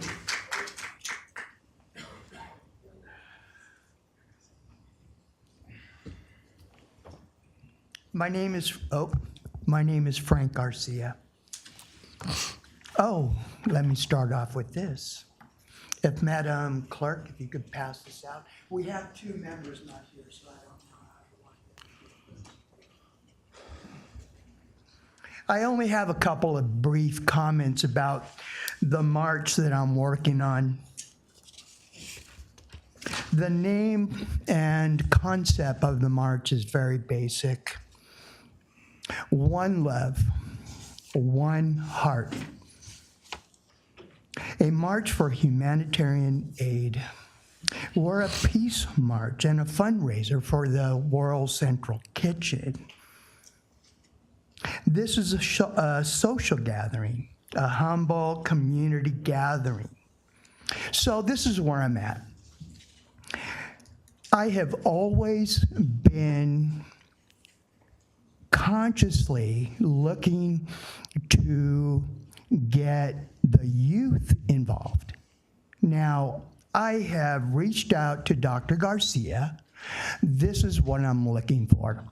I am looking for Downey Unified to create a community service hours credit for each student that decides they want to participate and volunteer.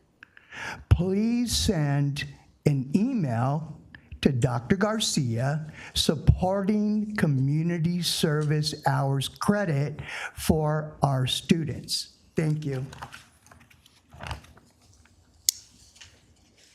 Speaker number 4, please.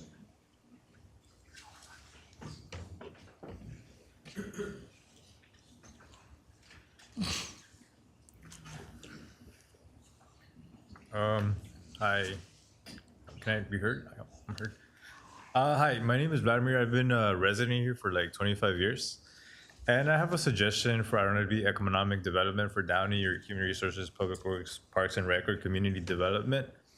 I see, for 25 years, I've been walking around Downey and I see a lot of trees, orange trees, lime trees, lemon trees that are just, rotting away, and I understand they're private property.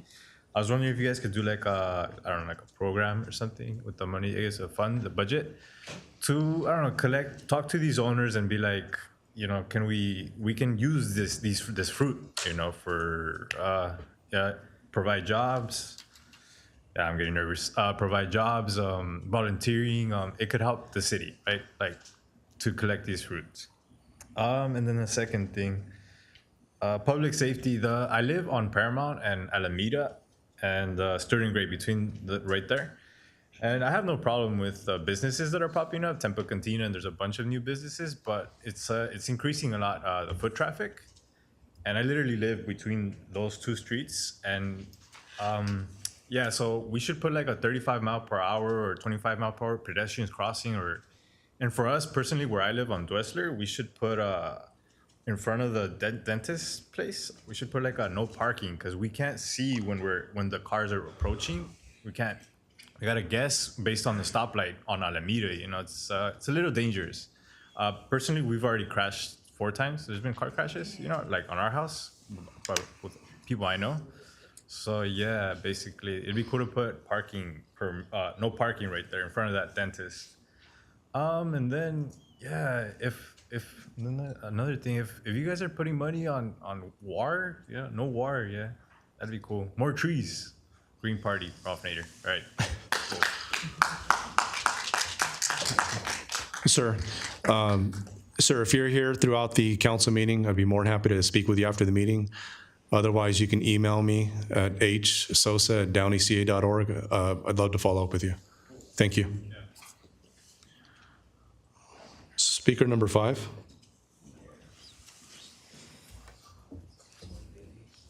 Good evening. My name is Lily Karam. I come to you today with a heavy heart, a sad and broken heart. 9 months into the genocide, literally happening in front of our eyes, so close yet so far away. Folks, I'm tired of feeling helpless and riddled with guilt, even in partaking the most basic of tasks, like sleeping, eating, showering, even breathing. I'm also tired of speaking to myself. So I will continue to come and speak to you. You can listen or you can just hear me. I'd like to remind you what democracy is all about. As elected officials, you must listen to your constituents, not to the lobbies like APAC that are paying your money to promote their agendas or help you promote your political careers. You know what I'm talking about, right? They have millions. Guess what? We only have our voices. Only our voices. Amid all the heartache, my heart finds love and hope. And I must acknowledge the Palestinians that are suffering their lives and putting them for a better tomorrow. Thank you, Gaza, for awakening the consciousness of the world, for exposing the genocide enablers, for teaching us humanity, for teaching us silence Thank you. and Your time is up. perseverance.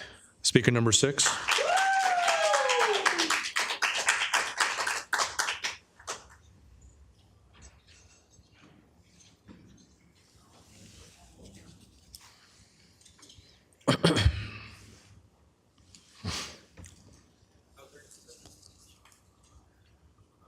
All right. I don't know. Your job as a council is to take care of the residents, fire, police, sewer systems, roads and lights. Nothing else. Nothing else. Cut back on all the nonsense. Do the things that are necessary. Give people more of their money back. Give them more of their freedom and liberty. Stop funding these groups like Stay Gallery.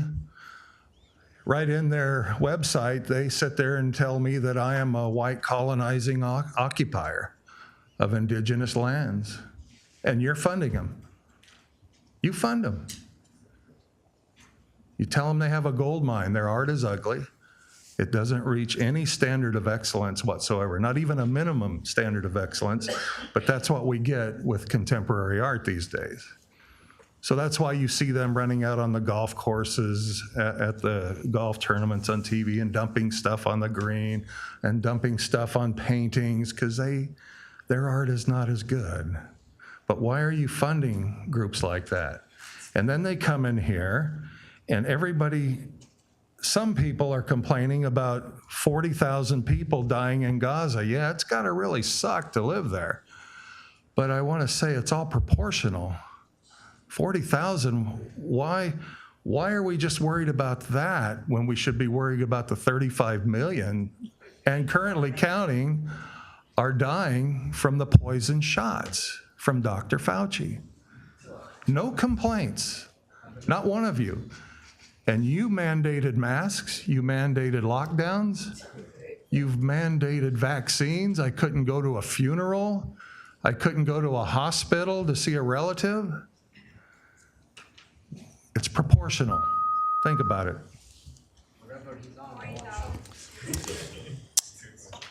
As a courtesy, I just wish to remind members of the public that when individuals are speaking, they should remain silent so as to give them their time to speak. Thank you. Speaker number 7.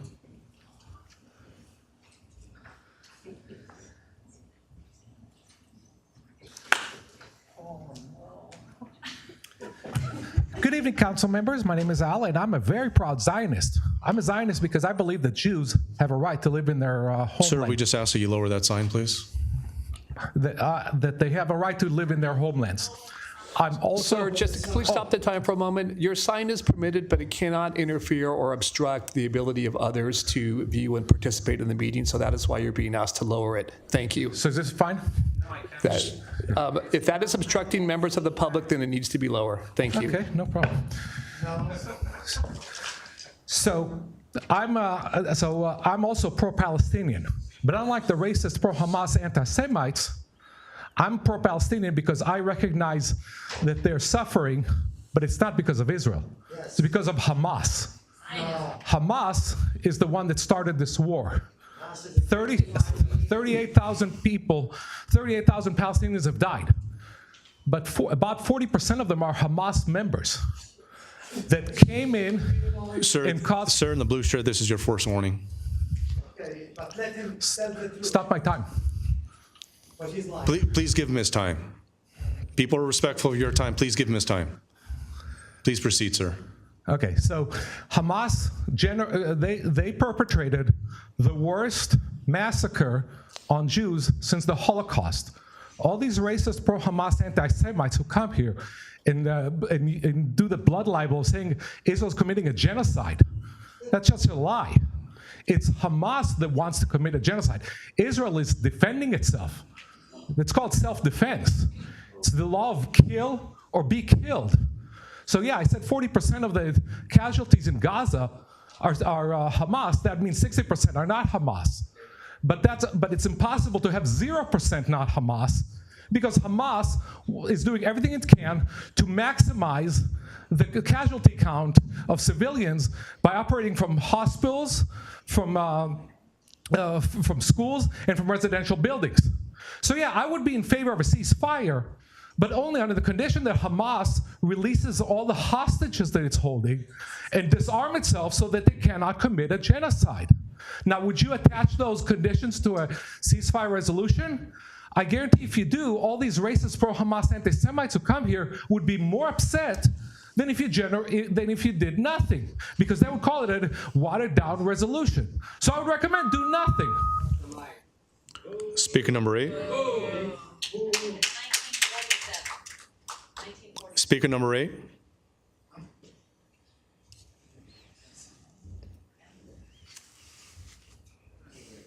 Hi, my name is Peter Gazzaro. I was falsely arrested by your Downey Police Department on April 17th. It has now cost me $18,000. I have $2,000 worth of nut house bills. Your cops sent me $51.50. I paid $5,000 for the bailout. Then they sent me to the nut house in St. Francis. It cost me another $2,000. I got $2,000 worth of bills. I'm a senior citizen, 69 years old. I had to go back to work, so I called the Banshees list. They canceled me because of the false arrest. It was a false arrest. My attorney told the DA that, and the DA is not even going to file charges. The girl that said it was a criminal threat, she tried to do a restraining order on me in Whittier. The courthouse, the judge says, this is not a criminal threat. She says, I know it's not a criminal threat. So there was no criminal threat. There was no charge at all. I was charged. So far, it cost me $18,000. Here's another $2,000 worth of nut house bills. Angie's List canceled me because I got to go back to work. They canceled me because of the false arrest. And on top of all that, because of the false arrest, my landlord is evicting me. So your cops who falsely arrested me, I'm charging with brutality and elder abuse and whatever else I can charge them for. But I have no money. Now I'm broke. Thank you. Thank you. Speaker number 9.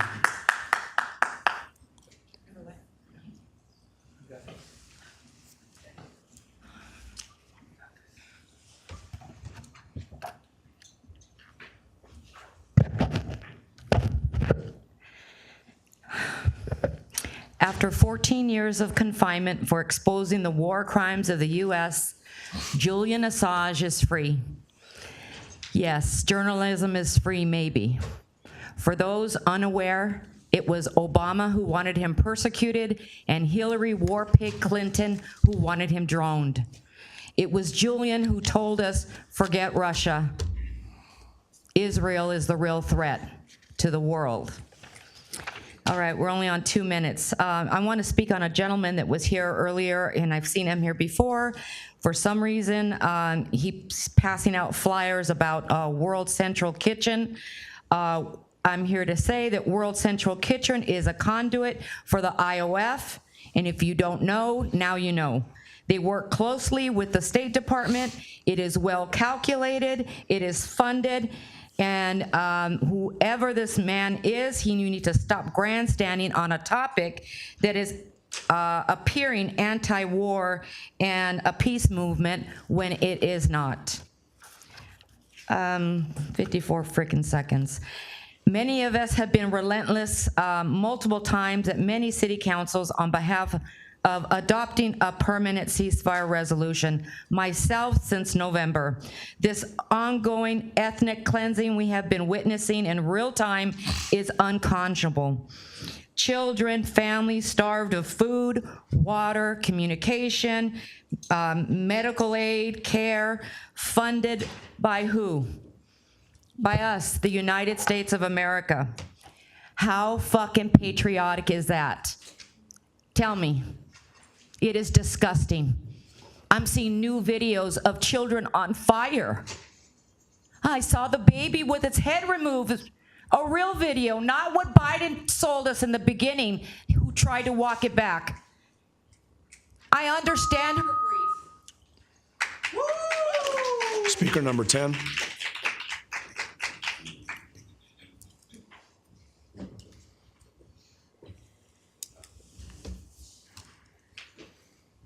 Good evening. I'm here just to ask about a stop sign. And lighten the mood about a hit and run crash. Mayor Pro Tem, City Council, thanks for having me. Thanks for creating this space for us. This is my first time at a city council meeting, so I'm encouraged to hear a lot about safety in that's being that our funds are going to. But I'm here to ask to brainstorm some ideas to find a concrete solution to a stretch of concrete in our city. And specifically, that's the corridor of Stewart and Gray, where we live, and so many families live, specifically from Old River School Road to Downey, Rockview, right over there. Oh gosh, a minute. So there was 2 nights ago, there was a hit and run crash. And my neighbor almost got injured. I've had 2 vehicles that have been totaled there, once while I was inside of it. So not only do drivers ignore the speed limit there at night, it's like a little Indy 500. A lot of racing there, a lot of gassing the engine from one stretch of road to the other. So I know I'm running out of time, but I've gone to traffic many times, every time there's been a crash, and they've never gotten back to me. I've gone to the police, and they've set up those temporary speed signs for about 2 weeks, but during the day, so most of the crashes happen at night. Which is a great tool. Now, I can only imagine, I don't know what can be done, but I'm here to ask what can be done, what can we do? So that's why I'm here. So I know you're not the drivers, but you're the drivers of our safety. So how can I help, and how can you help us? Sir, if you're here through the rest of the meeting, I'd like to talk to you after the meeting. If not, please email me at hsosa@downeyca.org, and we'll get in touch. Okay, I'll probably email. Thank you. Thank you. Thank you. Speaker number 11. That's.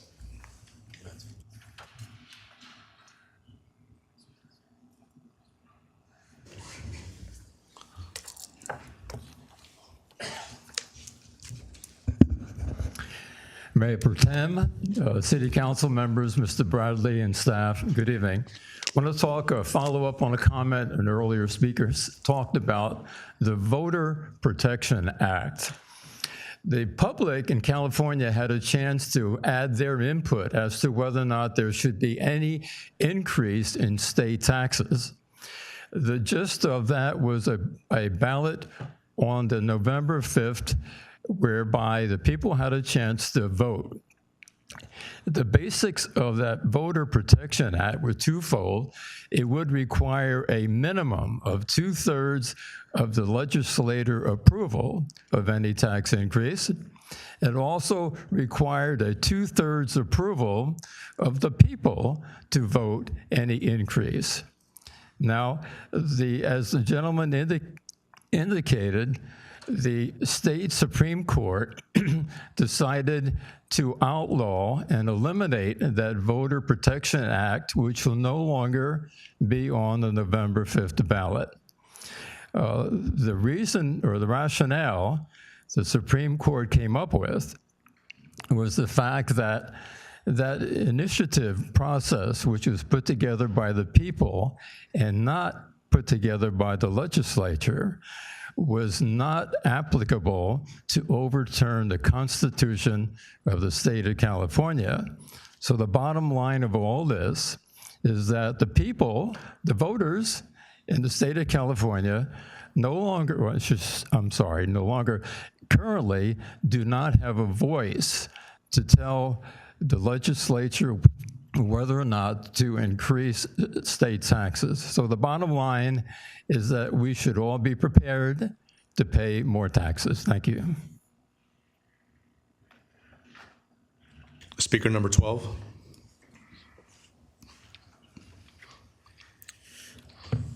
Hi, my name is Karim Karam. I talked before in regard to a ceasefire, the resolution that comes out of the city. I tried to see how to justify why you are not voting for that. I really looked, on the computer to find out that Claudia from Meta, she is a solid supporter of AIPAC, and AIPAC, in my opinion, it's a terrorist organization with Israel. Israel stole our land. I lived in Israel for 18 years. I was 3 years old when Palestine was raped by the Zionists. I saw things. I still remember them. It's a trauma. I saw blood. My cousin got killed. I have another cousin that was killed in 1956. And still can't understand you people not seeing the truth. The guy came in and talked about Hamas. Hamas, they are not but freedom fighters. They are not the terrorists. You have to understand that. You talk about 250 hostages in comparison of 10,000 prisoners. And they've been tortured on a daily basis. Go read your news. Don't read what AIPAC gives you, because AIPAC, they're trying to go ahead and stop you of learning the truth. For God's sake, all what we are asking is to vote, stop the war, the massacres in Palestine. What do you want more than that? It's nothing. It's just to go ahead and be a human. Thank you. Speaker number 13. Speaker number 13. Okay. Hello, my name is Michael Churko. I know most of you guys for multiple years. I haven't spoken here since 2020 when I sung you guys all a song, but I'm not here for that today. I'm here just to say thank you for everything you guys do. You guys, although I don't agree with a lot of you guys, I appreciate the risk that you guys take as being council members. I have family that's Arabic, and they know the atrocities that Israel creates in the Middle East. So I appreciate if you guys would try and do a ceasefire for the residents of Downey. And I also disagree with the removal of the pride flag. Thank you. Speaker number 14.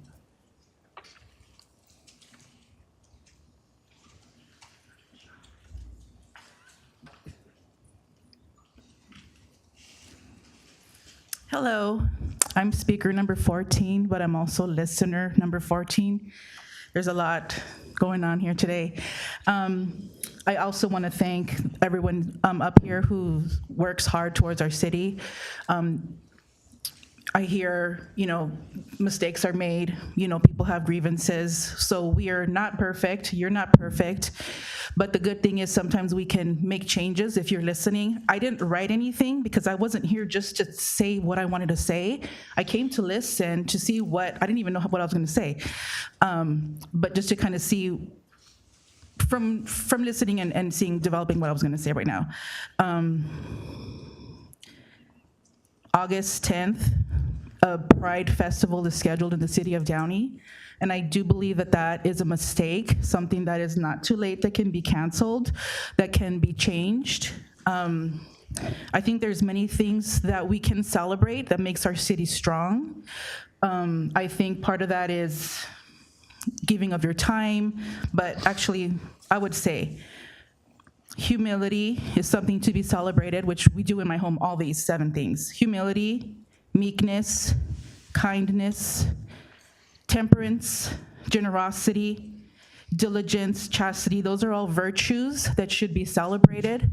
And those are actually counter of the 7 deadly sins, which are also the 7 cardinal sins, which are sloth, lust, greed, gluttony, envy, anger, and the most important one, which is pride. I don't think that the city of Downey needs to celebrate any of those things. So that's what I'm here to say today. Even though it's on the calendar, doesn't mean it has to stay on the calendar. I don't think it's too late to make a change. I don't think a Pride Festival is going to benefit. I think the Pride Festival could actually, well, thank you. Speaker number 15.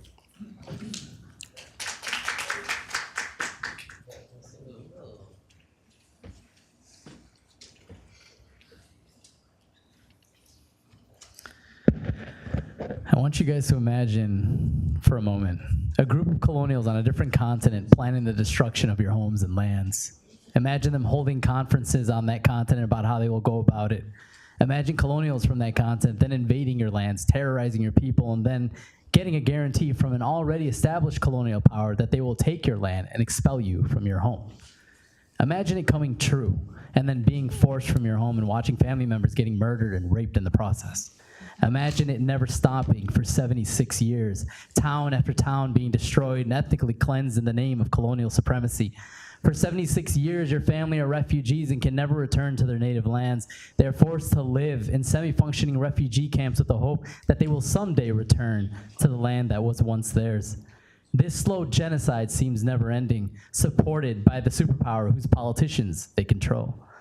Then the slow genocide turns into a fast genocide. In 9 months, tens of thousands are massacred. 70% of homes are wiped out and more bombs are dropped on it than all of World War II combined. Now imagine one of those natives going before Downey City Council and asking them to please call for a ceasefire because their taxes fund that genocide, because companies in their state make weapons that kill his fellow natives, because local police departments go to train with those committing the genocide. And now imagine members of Downey City Council looking down on that native and telling him they can't speak out against that genocide because they happen to be corrupted by genociders. If you can imagine that, then you'll know what it's like to be Palestinian.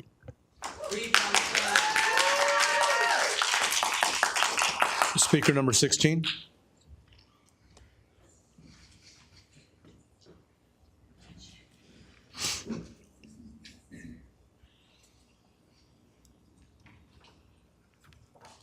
Good evening, thank you. I'm here today to simply ask the council before me to stand with humanity in adding a ceasefire resolution to the agenda. Since October 7th, it's been 262 days of displacement, starving, and carpet bombing to the 25-mile radius, otherwise known as the Gaza Strip. 262 days of crimes orchestrated by the evil Zionist regime, including Satan Yahoo, the IOF, and funded by our American tax dollars. You think this is not a local issue, but when your own residents are suffering and seeing their family members dying on social media, it becomes a local issue. Please listen to us. As our elected officials, we want our voices to be heard by you. Over $26 billion have already been sent for bombs, artillery, and bullets to the terrorist state of Israel to be used on innocent lives, such as children, men, and women, all displaced and starving in Gaza. $26 billion that, as Americans with a moral backbone, we had no say in. It is now time to divest our dollars and stop funding the evil Zionist apartheid state, otherwise known as Israel. Keep American dollars here. I'm here today advocating for peace, asking for a ceasefire provides peace on both sides of this conflict. Not just one side, please know this. As many Jews in our community who stand with humanity say, never again is never again for anyone and everyone. Ceasefire now. I yield my time. Speaker number 17.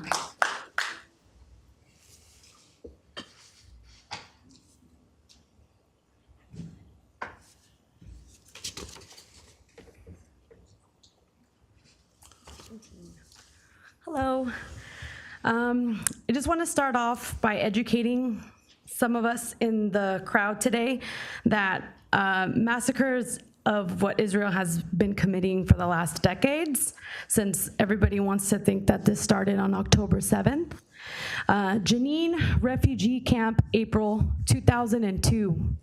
Gaza Massacre 2008 to 2009. Gaza Massacre 2012, Gaza Massacre 2014, Gaza Massacre 2018, 2019, and Gaza Massacre 2021. And there's many more before this, and I mentioned this last time I was here. As a parent, aunt, uncle, or grandparents that should be advocating for this ceasefire resolution, I want to remind you that since 2000, Israel has detained over 13,000 Palestinian children.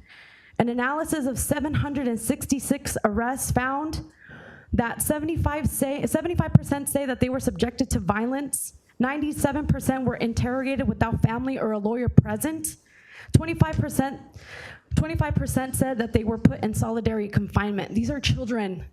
I know some of you have children. I know some of you have grandchildren. The West Bank has been subjected to Israeli military law since 1967. Children are the only minors in the world. Children there are the only minors in the world who are automatically and systematically prosecuted in military courts. I want to turn my attention to you, Claudia, since you wanted to address us 2 weeks ago, stating that you had both Israeli and Palestinian friends and didn't want to pass a ceasefire resolution out of respect to your Israeli friends. Please direct comments towards me. Thank you. But out of all the times we've been here calling for a ceasefire resolution, not a single Israeli Zionist has shown up to talk until today, mind you. If they want the hostages to return, thank you. Speaker number 18.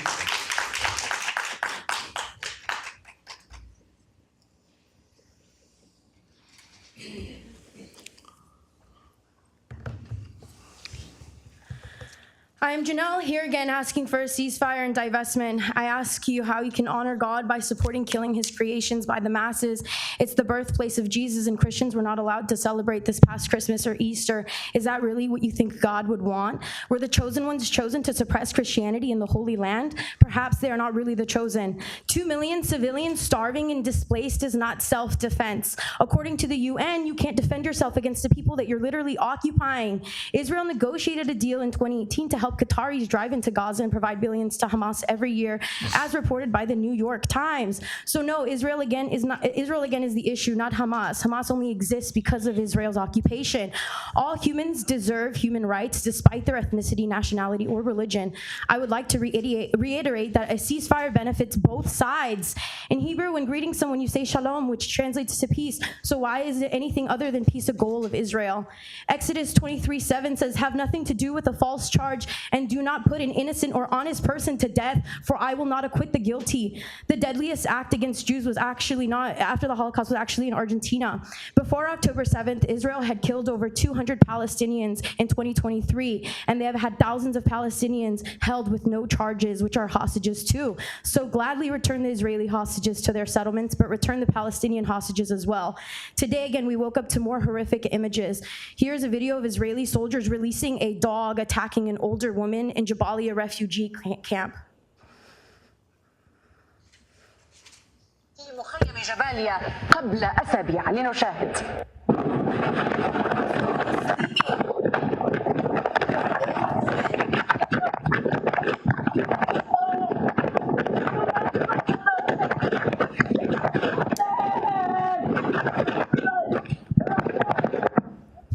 This is what you're supporting by not wanting to pass a ceasefire resolution. I hope you can sleep at night. Speaker number 19.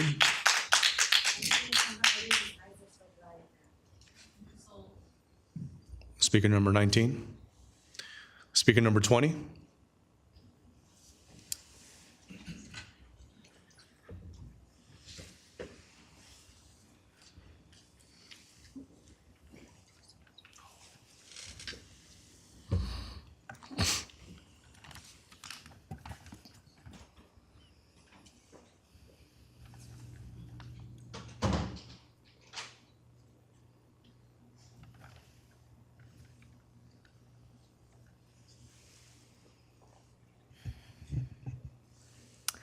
Hello, Council.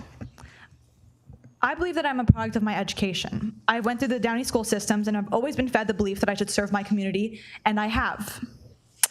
That I should think globally and act locally, but here I stand before a council of hypocrites who can't even bother to send a symbolic message to the world that they are a city with a heart. Consider the precedent sent by our neighboring cities and other cities in California who have already passed a ceasefire resolution. Albany, Alhambra, Arcata, Bell Gardens, Cotati, Folsom, Fort Bragg, Davis, El Monte, Brentwood, Richmond, Oakland, Ojai, San Francisco, Hollister, Madera, Montebello, Pomona, Pasadena, Sacramento, Santa Ana, Cudahy, Long Beach, Lemon Grove, Laguna Beach, Kerman. Are we to be left behind, seen as indifferent or disconnected from reality? Or will we finally join them to demonstrate that we too are a community that cares deeply about the world and its future? Council, it is time for us to join them in adopting a ceasefire resolution. Do not listen to the bigots who attempt to conflate the Jewish faith with violence and colonialism, a distinction that Ms. Fermetta clearly does not understand. But fine, you want to stay neutral? Then pass a damn ceasefire. What could be more neutral than stopping violence? Seriously, pass a ceasefire.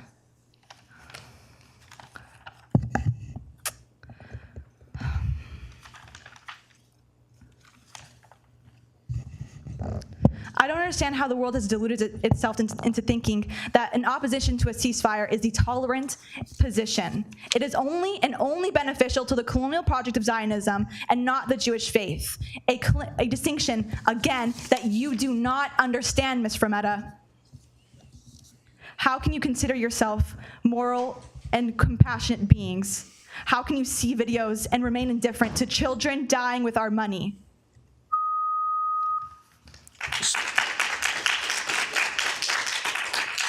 Speaker number 21.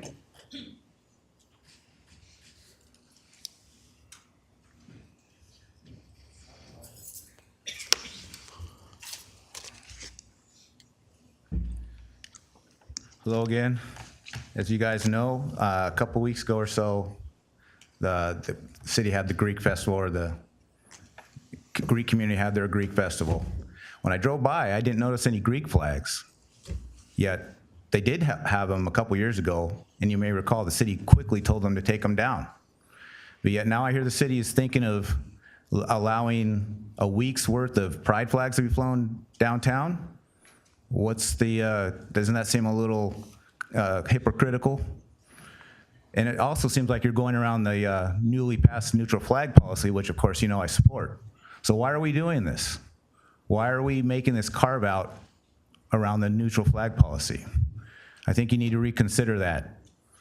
Also, I'd like to point out the fact that, as you may know, actually, the mayor who's not here tonight is a board member of CATA, which gets funding from the city, which is also using some of that funding to help fund the Pride Festival. What's the connection there? Something to think about. Speaker number 22.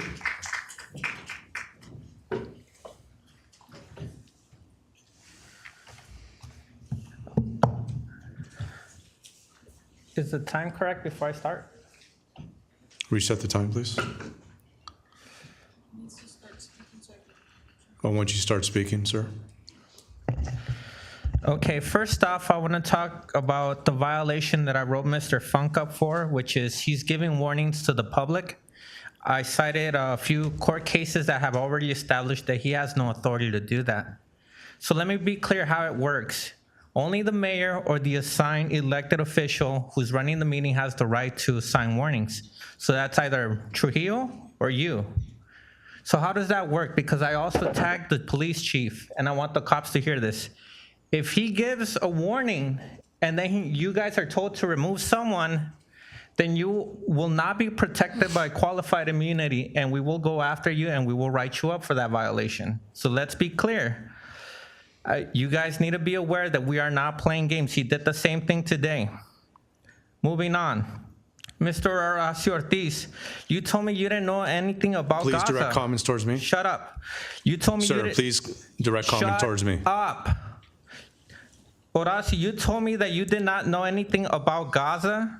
That is no longer an excuse. From now on, we demand that you get informed and that you decide, because next week we're starting boycotts on all businesses of all elected members who refuse to put a ceasefire resolution, and that does include your businesses and your family's businesses. We told Trujillo the same thing.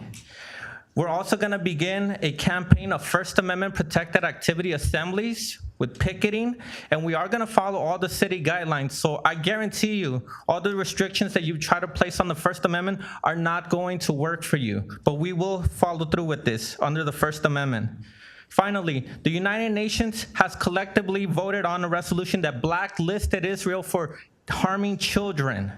That's over 130-something countries that agree that what Israel is doing to the Palestinian people is atrocious. Pass a ceasefire resolution. Pass a ceasefire resolution. Pass a ceasefire resolution. Speaker number 23.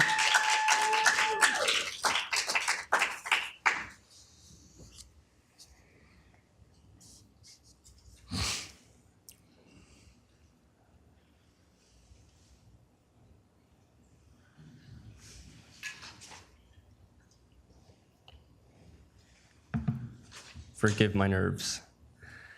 Good evening. My name is Kobe Harmon. I am here today to lend my voice from the people. Please lend us your support in calling for an immediate ceasefire in Gaza and a divestment from Israel. I am a third-year computer science major who is at the top of his class and have been fortunate enough to have been raised in an environment where I have the ability to critically think and have my voice be heard. I would not be here today without doing my research. I do not condone unjust violence. I do not condone genocide. I do not condone our hard-earned tax dollars to support these actions towards the Palestinian people. They say the best time to plant a tree was 20 years ago. The second best time is now. Take with that what you will. Thank you. Free Palestine. Speaker number 24.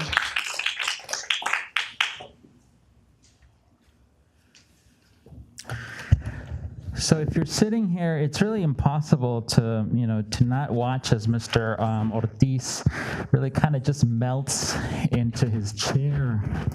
I wonder what he's thinking about. Like maybe he's thinking about, thankfully there is an election coming up in the fall, and we're gonna have the option of removing him, as well as Ms. Pemberton and Mr. Trujillo, which would be a great option. Because they seem to be hypocrites, liars, cheats, criminals. The only reason they're up there, especially Mr. Ortiz and Mr. Trujillo, is because they got money, lots and lots of money. Mr. Ortiz, Mr. Trujillo, they don't embody the values that we see on the wall that are supposed to be Downey's values. Like people were saying that, they went to the schools and they're trying to embody those values. I went to the schools too, and I'm trying to embody those values, but they are not. Ms. Pemberton is interesting. She worked for her seat. So I do admire that about her. Even though I disagree with her on a lot of things, she worked for her seat. The other two bought their seat. So it's going to be very important for community people to vote them out and even run against them. I'm hoping really hard that they are removed because it's clear that they're on the side of oppression, of genocide. Mr. Ortiz told us right outside that he was going to be in contact. I am not talking to Mr. Ortiz. I'm just going to wish to remind you that while criticism is fair, personal attacks that are not There is no personal attack here. There is no personal attack. Thank you. You can start this There is no personal attack. There is no personal attack. Mr. Ortiz went right out here and told constituents that he was going to be in contact with them about a ceasefire resolution. He has done no such thing. He has done no such thing. It's not a personal attack. That's what he did. Mr. Trujillo says that he supports the community. Well, how about supporting the community with a ceasefire resolution? It is long overdue. It's been multiple months. Why don't you just want us out of your hair? Come on, right? We'll go to another city. Why is it that you just don't side with the constituents? It is time to listen to the people. It is time to vote for a ceasefire resolution. Free Palestine! Speaker 25.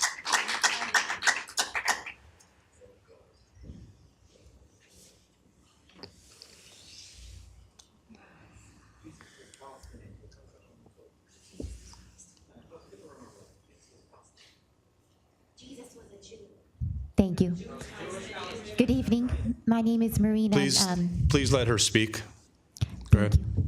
Good evening. My name is Marina, and once again, my family and I are lifelong residents of the city of Downey, and we just like to ask the city council to please revisit their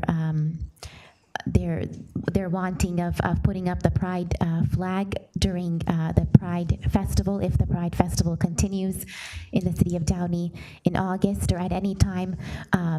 Putting up the Pride flag in the downtown area of Downey would be considered violating the neutral flag policy that the Downey City Council just passed a few weeks ago. So we would ask the Downey City Council to please revisit that wanting of putting up those Pride flags during the Pride Festival. If the Pride Festival continues, again, it would be a violation of the neutral flag policy that the Downey City Council just passed a few weeks ago. Thank you very much. The Lord Jesus bless you all. Thank you. Speaker number 26.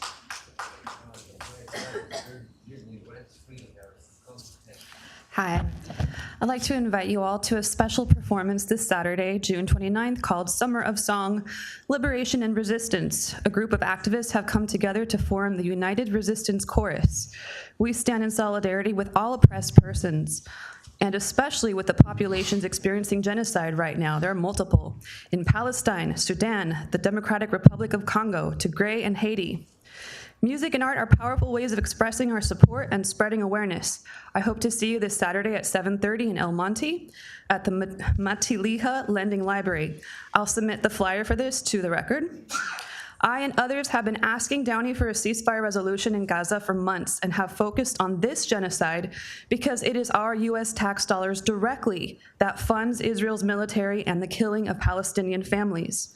For anyone who hasn't heard this recent news, Israel's military spokesperson, Daniel Hagari, admitted just this past week that anyone who thinks we can defeat Hamas is wrong, which is what many have been saying from the start.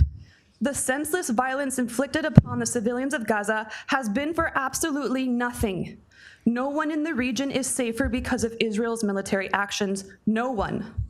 For anyone who has trouble believing Palestinians about what is happening to them, I'll refer you to an organization in Israel made up of veteran Israeli Defense Force soldiers who share their stories of brutality and control that their military occupation has inflicted on Palestinians.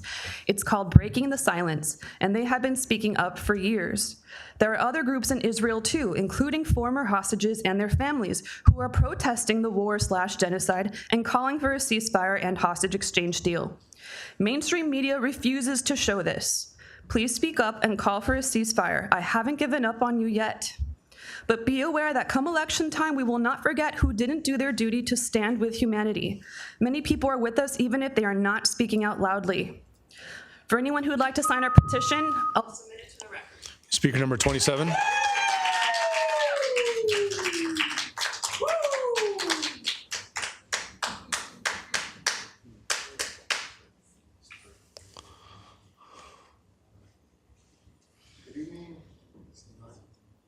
Radio check. All right. Good evening, City of Downey. My name is Fernando Islas. I'm a Marine Corps veteran that resides here in Pico Rivera. This is probably about my 5th, 6th time coming in here and standing in solidarity with the Palestinian people and urging you guys to agendize and adopt a ceasefire resolution. But the unfortunate aspect of this, the unfortunate part of this situation is that every time we come in here and we're asking you guys to help us out and relaying to our federal officials that we don't stand for genocide, is that more people have been slaughtered. During the last council meeting and this one, in between that time, more people have been killed.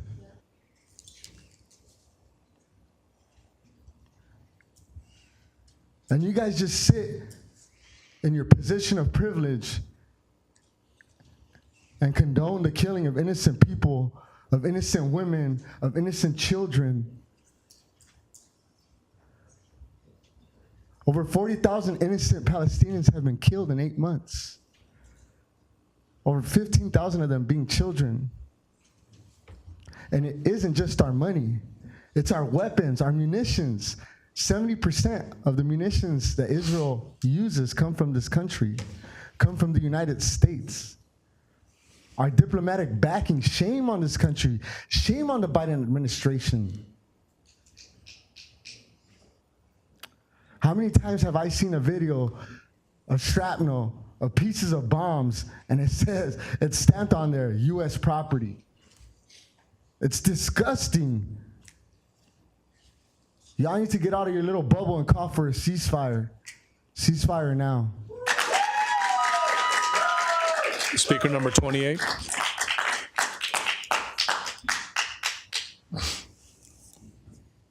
Thank you to our hero veteran, Fernando. Thank you for everything you do. Thank you for standing up for the Palestinians. Thank you for your bravery. We love you. My name is Joaquin Beltran. Just want to remind everyone that Jesus Christ was a Palestinian Jew. Isn't that beautiful? Jesus Christ was a Palestinian Jew. How do we feel about the indigenous people of Palestine being bombed? 21,000 is the latest figure for children alone. That doesn't even include starvation, which thousands are dying of already, and that's perhaps 1 million are maybe starved in the coming weeks. How do we feel about that? That the people that were part of the family, you know, I went to church a couple days ago with my mom. They were talking about John the Baptist, right? John the Baptist. Who's the family of John the Baptist? Are they? How long have they been in Palestine for? What have we done to the lineage of his family? How do you guys feel about that? How do you guys feel about our city not giving a fuck about what is happening to the people of Jesus Christ? Mr. Beltran, I'm just going to interrupt you for a moment and stop your time. This is a time for public comments to the City Council, not to the rest of the members of the public. Thank you. I would like my time back, please. You should, and you certainly will have your time back, of course. Thank you so much. You're welcome. Very informative, Mr. Funk. So, here's the thing. You've shown us who you are, and that's very empowering. We thank you. I'm done pleading. Imagine thinking that you're going to do something. No, we are going to do something. Enjoy your limited time in power. Free Palestine. Is there a motion and a second to close public comment? Moved. Second. Sorted by the Mayor Pro Tem. Now is the time for consent calendar items. Mr. Beltran, it's your first warning. I love it. Thank you. Now is the time for consent calendar items. Are there any council members that would like to remove or abstain from an item? No. Is there a motion? To approve the consent calendar as presented. I'll second. Okay, please vote.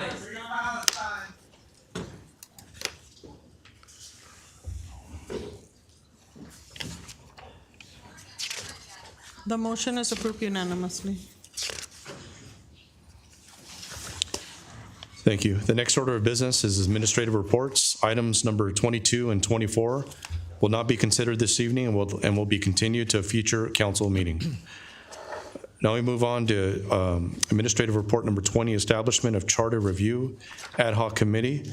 That City Council discussed whether to establish an ad hoc committee for the purpose of reviewing the Downey City Charter for any potential amendments that, if approved by the full City Council for consideration by Downey voters, would be submitted to the voters for that purpose at the November 2024 election or a subsequent statewide election. City Manager Bradley, is there a staff report for item number 20? Yes, I'll turn it over to our city attorney to introduce the item. Thank you, Roger. Good evening, Mayor Pro Tem and members of the council. So this item before you tonight concerns the creation of a charter review ad hoc committee. Committees of this type are typically formed to study a city's charter for the purposes of evaluating any amendments that may be desirable or necessary to that document. And to the extent that the Charter Review Committee would have any recommendations, it would then make those recommendations to the full City Council for consideration. Should a majority of the City Council feel that those charter amendments should go forward, they would then appear as a ballot measure before the voters. As you know, the charter is really our foundational document, our constitution, if you will. It can only be amended by a vote of the voters here in Downey. It's not something that can be amended administratively. As the agenda memo notes, it's been amended, or at least it's been put before the voters 14 times for amendment. The most recent time was in the year 2014, and before that was 2008. Typically, committees like this serve as advisory, temporary committees, hence the adjective ad hoc. They are served or they are formed for this limited purpose of studying any potential amendments to the charter. They would consist of 2 council members should it be your preference to create such a committee. The ad hoc committee would be composed of 2 council members who would meet and then present their recommendations to the full City Council at some designated time. Charter amendments may only be put before the voters on a statewide election or in the context of a statewide election. That next statewide election is this November of 2024. After that, there will not be another statewide election until 2026, both in June and November. I mention that only because if the Charter Review Committee is created and elects or desires to put an amendment on the ballot for November 2024, its timetable would be somewhat compressed and accelerated. And with that, I will defer the balance of the discussion to the council. Thank you, City Attorney Funk. Do any council members have any questions or comments? My only comment is, thank you for that, City Attorney, is we certainly do not want to rush into making any type of amendments to our city charter. As you've indicated, it is the city's constitution, and this is, we don't want to be looking at the timeline. We are not going to make any rushed decisions in order for this to go into the November 2024 ballot. However, I know that the council, the last meeting, did express an interest in reviewing our charter and potentially looking at a couple of areas that could be updated. And having said that, this is going to be a very meticulous review. And we are in no rush to get through it. Certainly the next opportunity to bring this to the voters, as you've indicated, would be June of 2026. Having said that, I think we would like to move forward with this and get something started. Thank you, Councilmember Fermenta. And if I can add to those comments, I actually completely agree. I think that in creating an ad hoc committee and sitting down and discussing everything in less than a month, I think it's just being too rushed.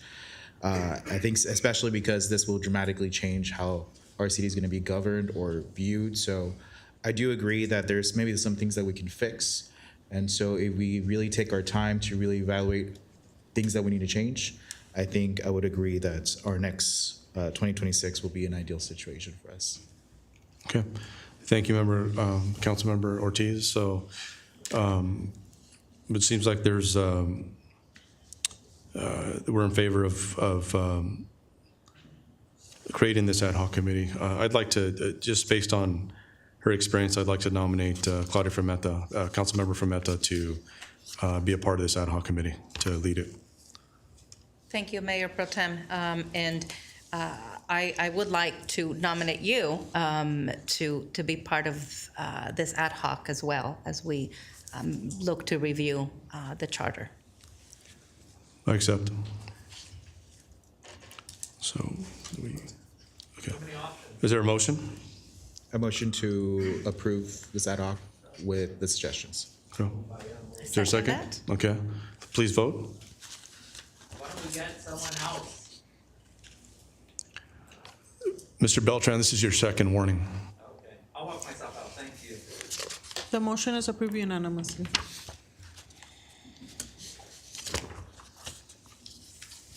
Okay, now we move on to the approval of the Downey Forward 2030 strategic plan.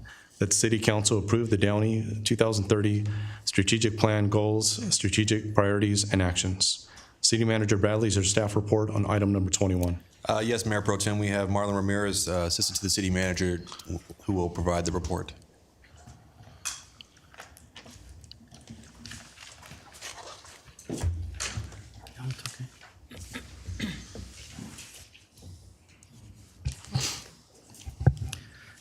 Good evening, Mayor Pro Tem and members of the City Council. Tonight, the Council will consider adopting the Downey Forward 2030 strategic plan.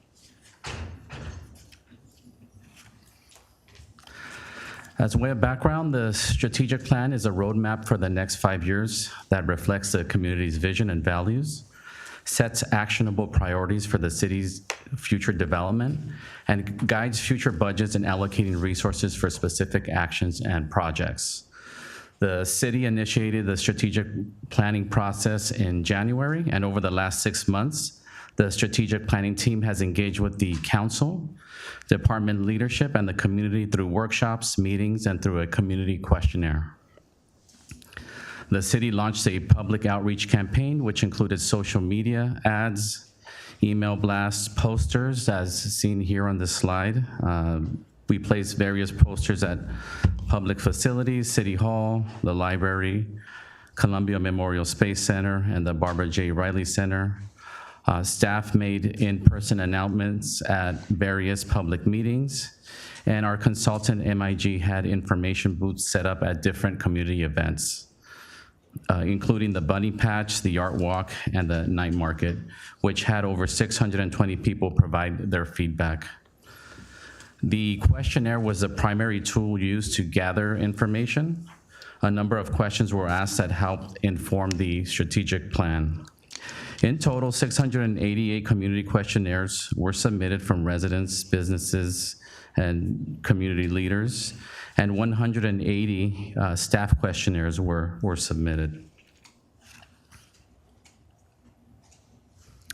This is the strategic plan framework, which includes all the elements of the strategic plan itself, the community vision and values, the mission, goals, strategic priorities, and actions.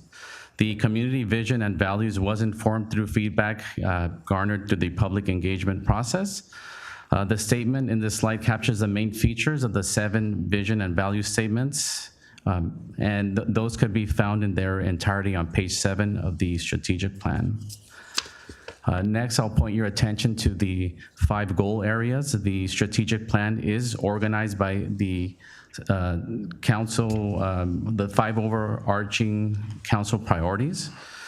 They were selected to guide the development of the strategic priorities and actions at the goal setting and strategic workshop back in February. And over the last decade, these goals have proven successful to maintain the city's financial stability, enhancing economic growth, improving internal processes, improving quality of life and safety and infrastructure, and increasing community engagement. There are a total of 16 strategic priorities with a total of 101 actions that were informed through the engagement process. The strategic priorities are a means for accomplishing the 5 overarching goals and help organize the actions within each goal area. In total, 21 actions were informed by the City Council and 7 actions were informed through the community questionnaire.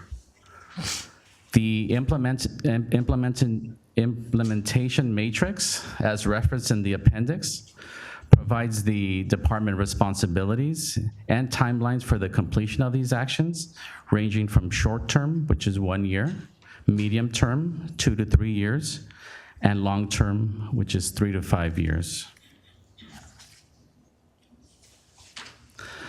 The strategic plan highlights the entire process that was undertaken, and in the future will serve as a document that reflects the city's current status in 2024. The plan's comprehensive and community-centered approach ensures the city's initiatives align with the needs and aspirations of its residents, businesses, and leaders. Upon the adoption of the strategic plan, staff will make the strategic plan available on the city's website. We're also in the process of developing a brochure that will be made available at public facilities. It'll highlight the key elements of the plan, and will also include a QR code that will take viewers directly to the plan. In addition, the council and community will receive updates on a quarterly basis just to show how progress is being made. And finally, the strategic plan will be updated as needed to adjust any timelines or reprioritize any actions. I'd like to take the time to thank the City Council, all the department heads and staff, our strategic planning team, including our City Manager, Roger Bradley, and Assistant City Manager, Vanya De Rojas, our consultant, MIG, and all the residents and business owners that contributed to this plan. I can't forget our Public Information Coordinator, Axel Perez. This is the city's first comprehensive citywide strategic plan, and we wanted to make sure the City Council reviewed the final plan before we release it to the public. And if there are any changes or edits, please let us know. That concludes my presentation, and I'd be happy to answer any questions you may have. Thank you for that thorough presentation, Marlon. Do any City Council members at this time have any questions or comments? Thank you, Mayor Pro Tem. I do. I have a couple of comments. First off, thank you, Marlon, for the presentation, and thank you, City Manager and staff, for providing us this roadmap. Certainly, as a council, we work together to provide what we believed were the priorities of this council based on those 5 overarching priorities. But it is critical that cities, established, successful cities like Downey, have a roadmap for the future. Clearly, it goes without saying. But what this does is solidifies now with our new city manager, which is not so new anymore. You've been with us over a year. But as we turn the page for this city and new management and potentially new council members in the future, where this city is headed. And great cities don't just happen. Great cities are made. And it takes strategy, it takes planning, and it takes purpose, and it takes intentionality. And there's a lot of work and time and hours that have gone into preparing this document. And so I do want to say thank you to all the staff for all the hours of work. And I am confident, and I am really optimistic, thank you. Looking forward to the next few years, knowing that this city will continue to grow and prosper and be the Downey that we all love, the city that we call home. So thank you very much. Thank you, Councilmember from Meta. Thank you, and I just want to echo the same sentiments that my colleague just said. I remember us sitting down and doing our first strategic plan, and it was my first. So I just want to say thank you for staff, to Roger and my council colleagues. Honestly, it was great to know and hear that I think we all have the same vision for our city that we love so much. So I think it's one of the greatest things that finally everything is just on paper, and this is what we want to see for our home. So I just want to say thank you to staff and everybody here that has worked so hard for this. So thank you so much. And if I may add just a little nugget, this also comes forth and represents, all of us and our vision. And this also brings forth that this council, while we may have differences of opinion, and from time to time our votes may differ, 98% of the time we align, and 98% of the time we share a very similar vision for this community. Thank you, that's all. Thank you, council members, for those comments. I completely agree. Thank you, staff, city manager, and everybody who worked hard on this. This is a real good thing for our city, so appreciate your time and efforts. If I could, Mayor Pro Tem, real quick, I want to say thank you to Marlon, who did a lot of work in the background to bring this together. He really put his heart and soul into this, and I want to say thank you to him as well. Thank you, Marlon. Thank you, Marlon. I will now entertain a motion and a second to approve the 2030 strategic plan, goals, strategic priorities, and actions. So moved. Second. Please vote.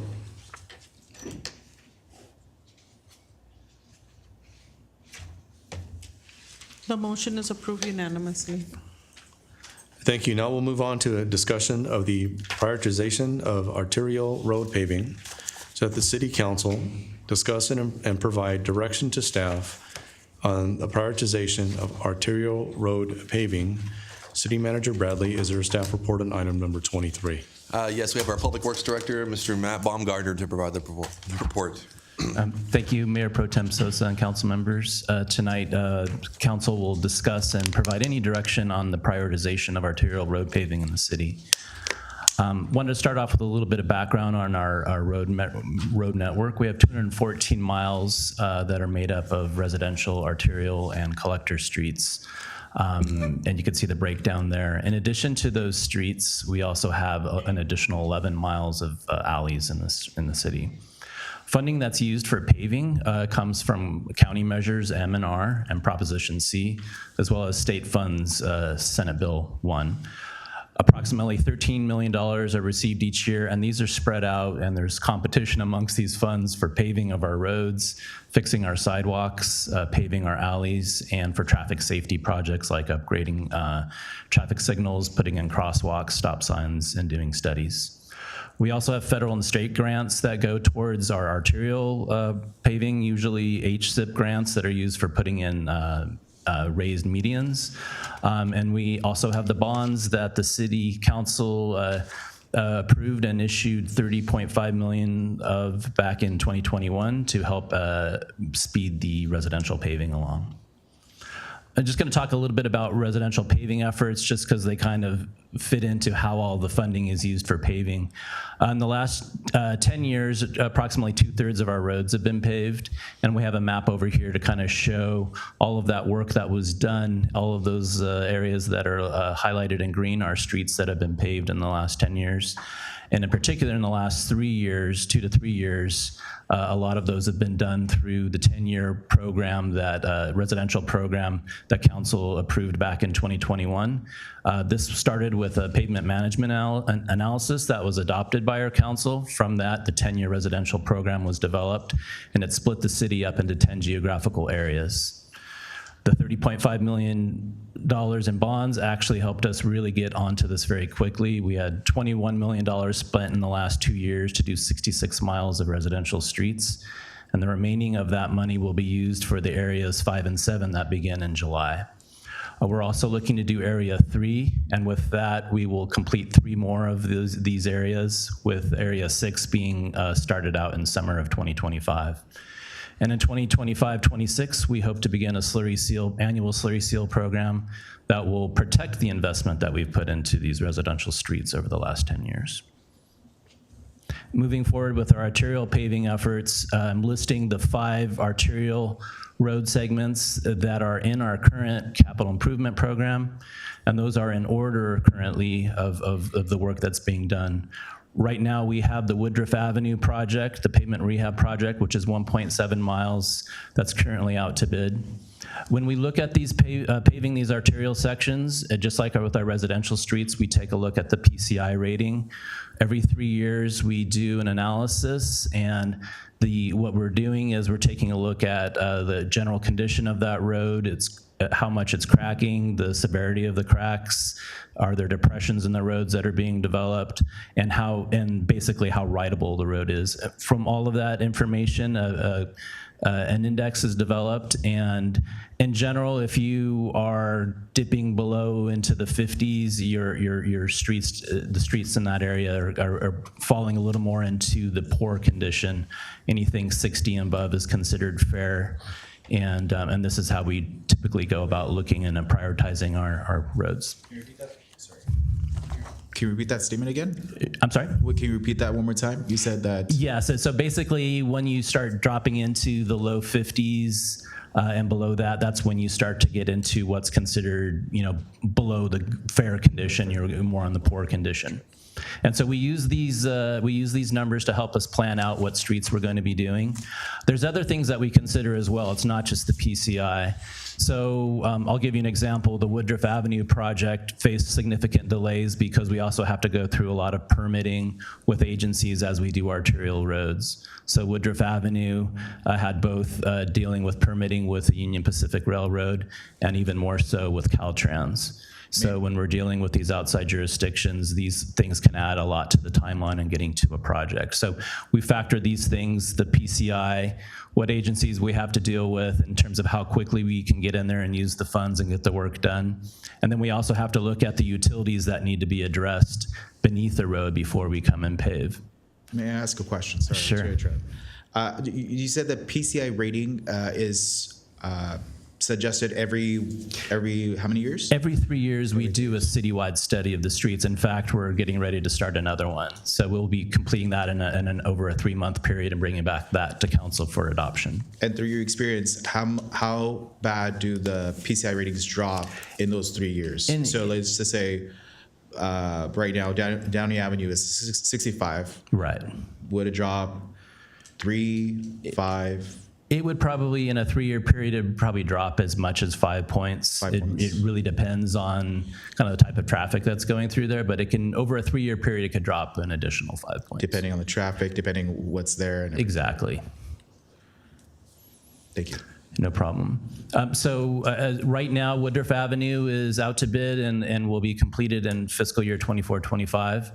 Currently, the Downey Avenue project is finishing design for both the water improvements that need to be done before we pave, as well as the pavement design. And that's scheduled to bid out in the fall and would be completed by June of 2025.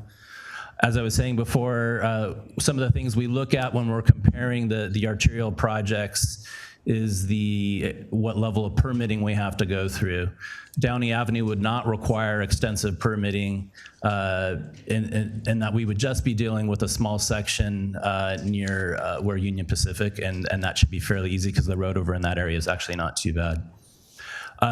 In general, the pavement considered in poor condition as part of the Downey Avenue project is roughly 1.3 miles of the total segment. Our Bellflower Boulevard project is currently at about 60% design level and could be ready to bid by January 2025 if the City Council chose to reprioritize Downey, reprioritize Bellflower over Downey. Thank you. However, one thing to consider is Bellflower requires extensive permitting with Caltrans due to the on and off ramps near the 105. And so we have to go through a bit of a gauntlet with them in order to get that permitting complete. But that is something that we would do as part of completing the design and before we go out to bid. In general, there's about 0.7 miles of pavement considered in poor condition in the Bellflower section. And if accelerated, it could be completed by the fall of 2025. That would move Downey back and to be completed by June 26 if that were the direction by council. Just looking at our current costs to give you an idea of how we need to factor these into our decisions, how we can get going on these projects. We just finished bidding out the areas 5 and 7, and we have a new cost spread out for residential paving. That's a little over $480,000 per mile. This is a 60% increase over the last 10 years. The cost for replacing and rehabilitating arterial roads can be anywhere between $2 and $3 million per mile. And this has a lot to do with the infrastructure in place there, how wide the roads are, how thick and damaged those sections are that need to be replaced. Another thing to consider is concrete costs have really gone up for sidewalks, and this is a big part of our paving projects, as well as the competing funds that are needed for our annual concrete and sidewalk repair projects. Just to give you an idea of how we have the money planned out in 24-25, we have quite a bit of work going on.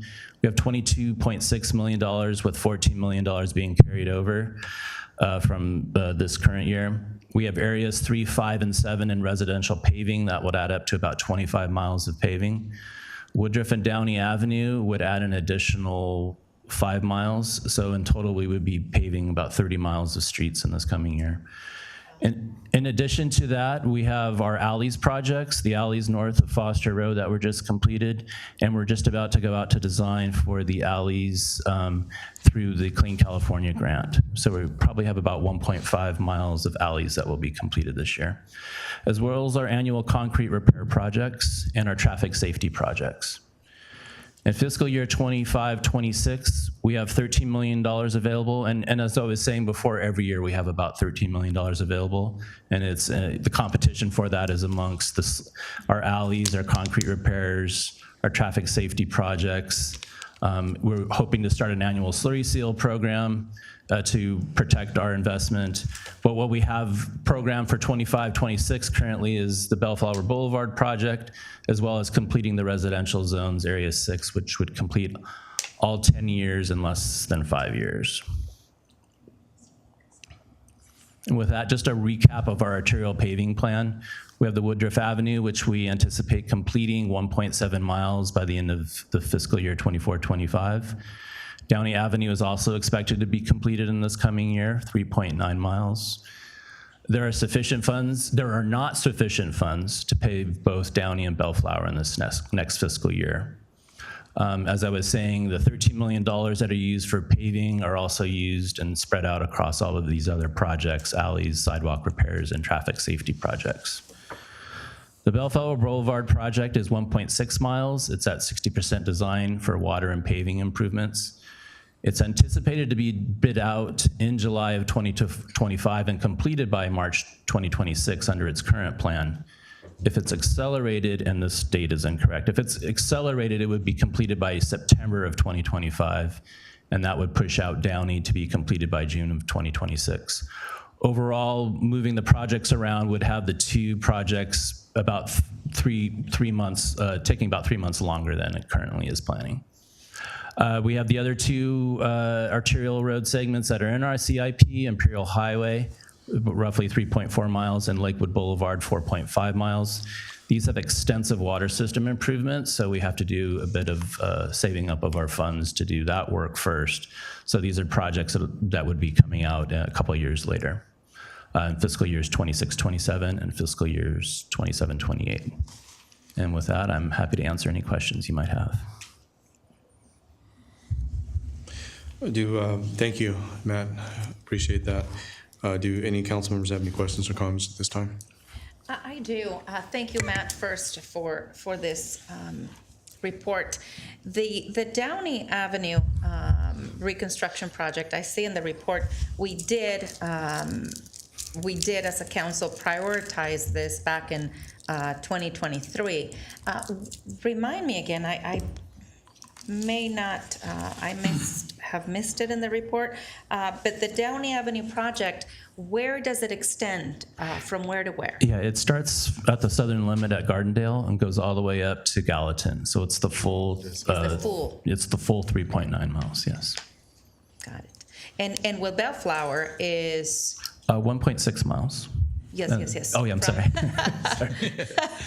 Yes, from right here to past the 105. Yes, and goes all the way up to where it hits Lakewood. Okay.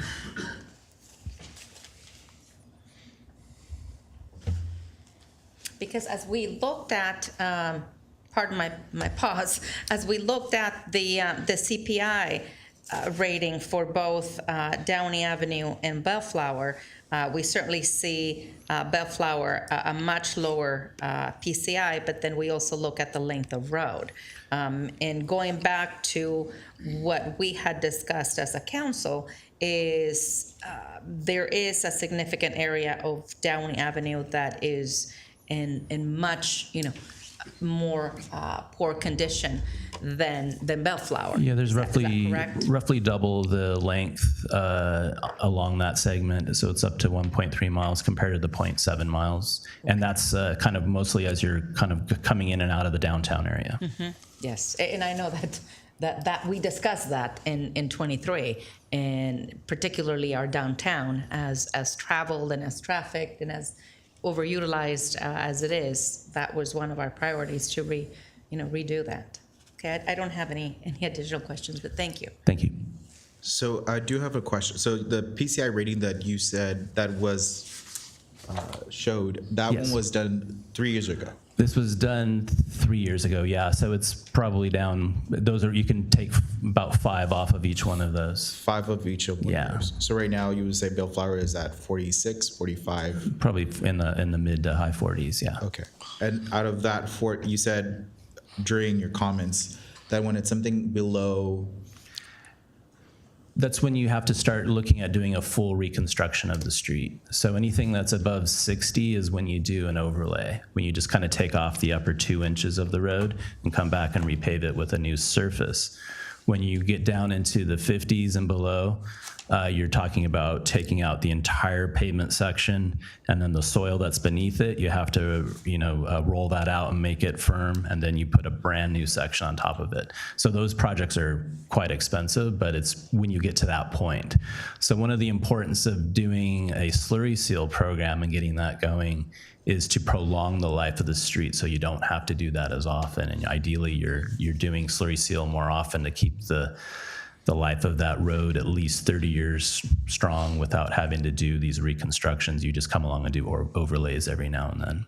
okay. And then if we do decide to move Downey Avenue to after Bellflower, then the rating will still be sufficient enough for it.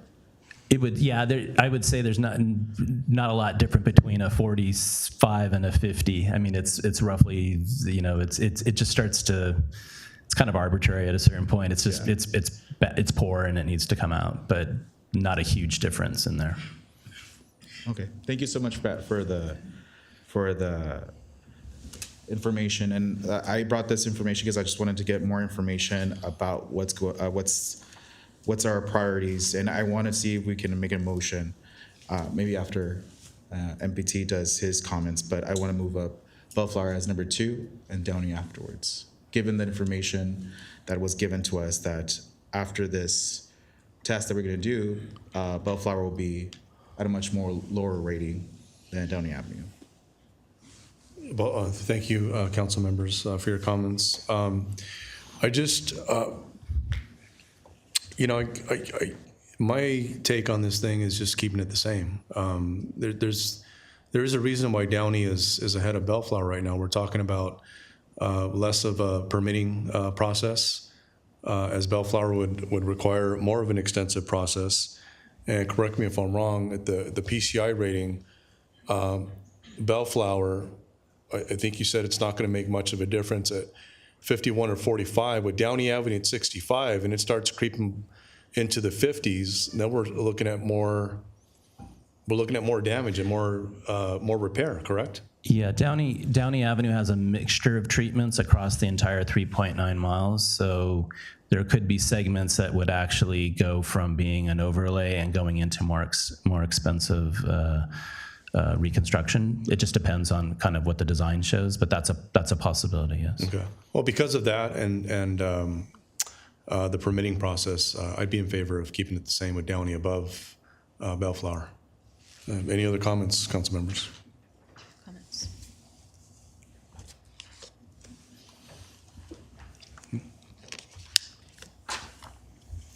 So at this point, it's either receive the report, or if there is a motion to consider, we'll take direction. Sorry, repeat that again? So either it can receive the report and we can move on, or if there's a motion, I think there was one on the table. You can make that. Well, and we can consider. I see my council colleagues. I think it seems that they're more interested in keeping it as the same. And so, I mean, I'm okay. Bellflower is going to get fixed soon. I would just prioritize Bellflower over Downey. Well, and I just want to clarify, Councilmember Ortiz, it seems like, well, there needs to be improvement on both streets. But I think, and correct me if I'm wrong, Matt, there's a reason why Downey's ahead of Bellflower right now as far as priority. With the PCI ratings they're at right now, and the additional permits that's going to require, going to be required for Bellflower. They're both in need of service, but I think it just makes sense for Downey to be taken care of first as scheduled. Does that make sense? Well, and not only that, I think he said what Matt answered my question too is the Downey Avenue has double the mileage that is in poor condition. That's double than what Bellflower has. And so I think, and yes, in addition to the additional permits that would be required that could potentially delay this. Yes, we prioritize it, but it still gets delayed and we still don't get to do the other one. So for those reasons, I think we would just stay with as is. So there's no need for a motion, right? It's just... Well, actually, I'll now entertain a motion and a second to file this report, right? Yes, to file this report. So moved. Second. Please vote. Or do we vote? Oh, okay. The motion is approved unanimously. Thank you, Matt. We will now adjourn in the memory of firefighter Andrew Pointis, a 19-year veteran of the Los Angeles County Fire Department who was killed while on duty in an explosion, and Jim March, former fire engineer, 24-year veteran of the Downey Fire Department. A moment of silence, please.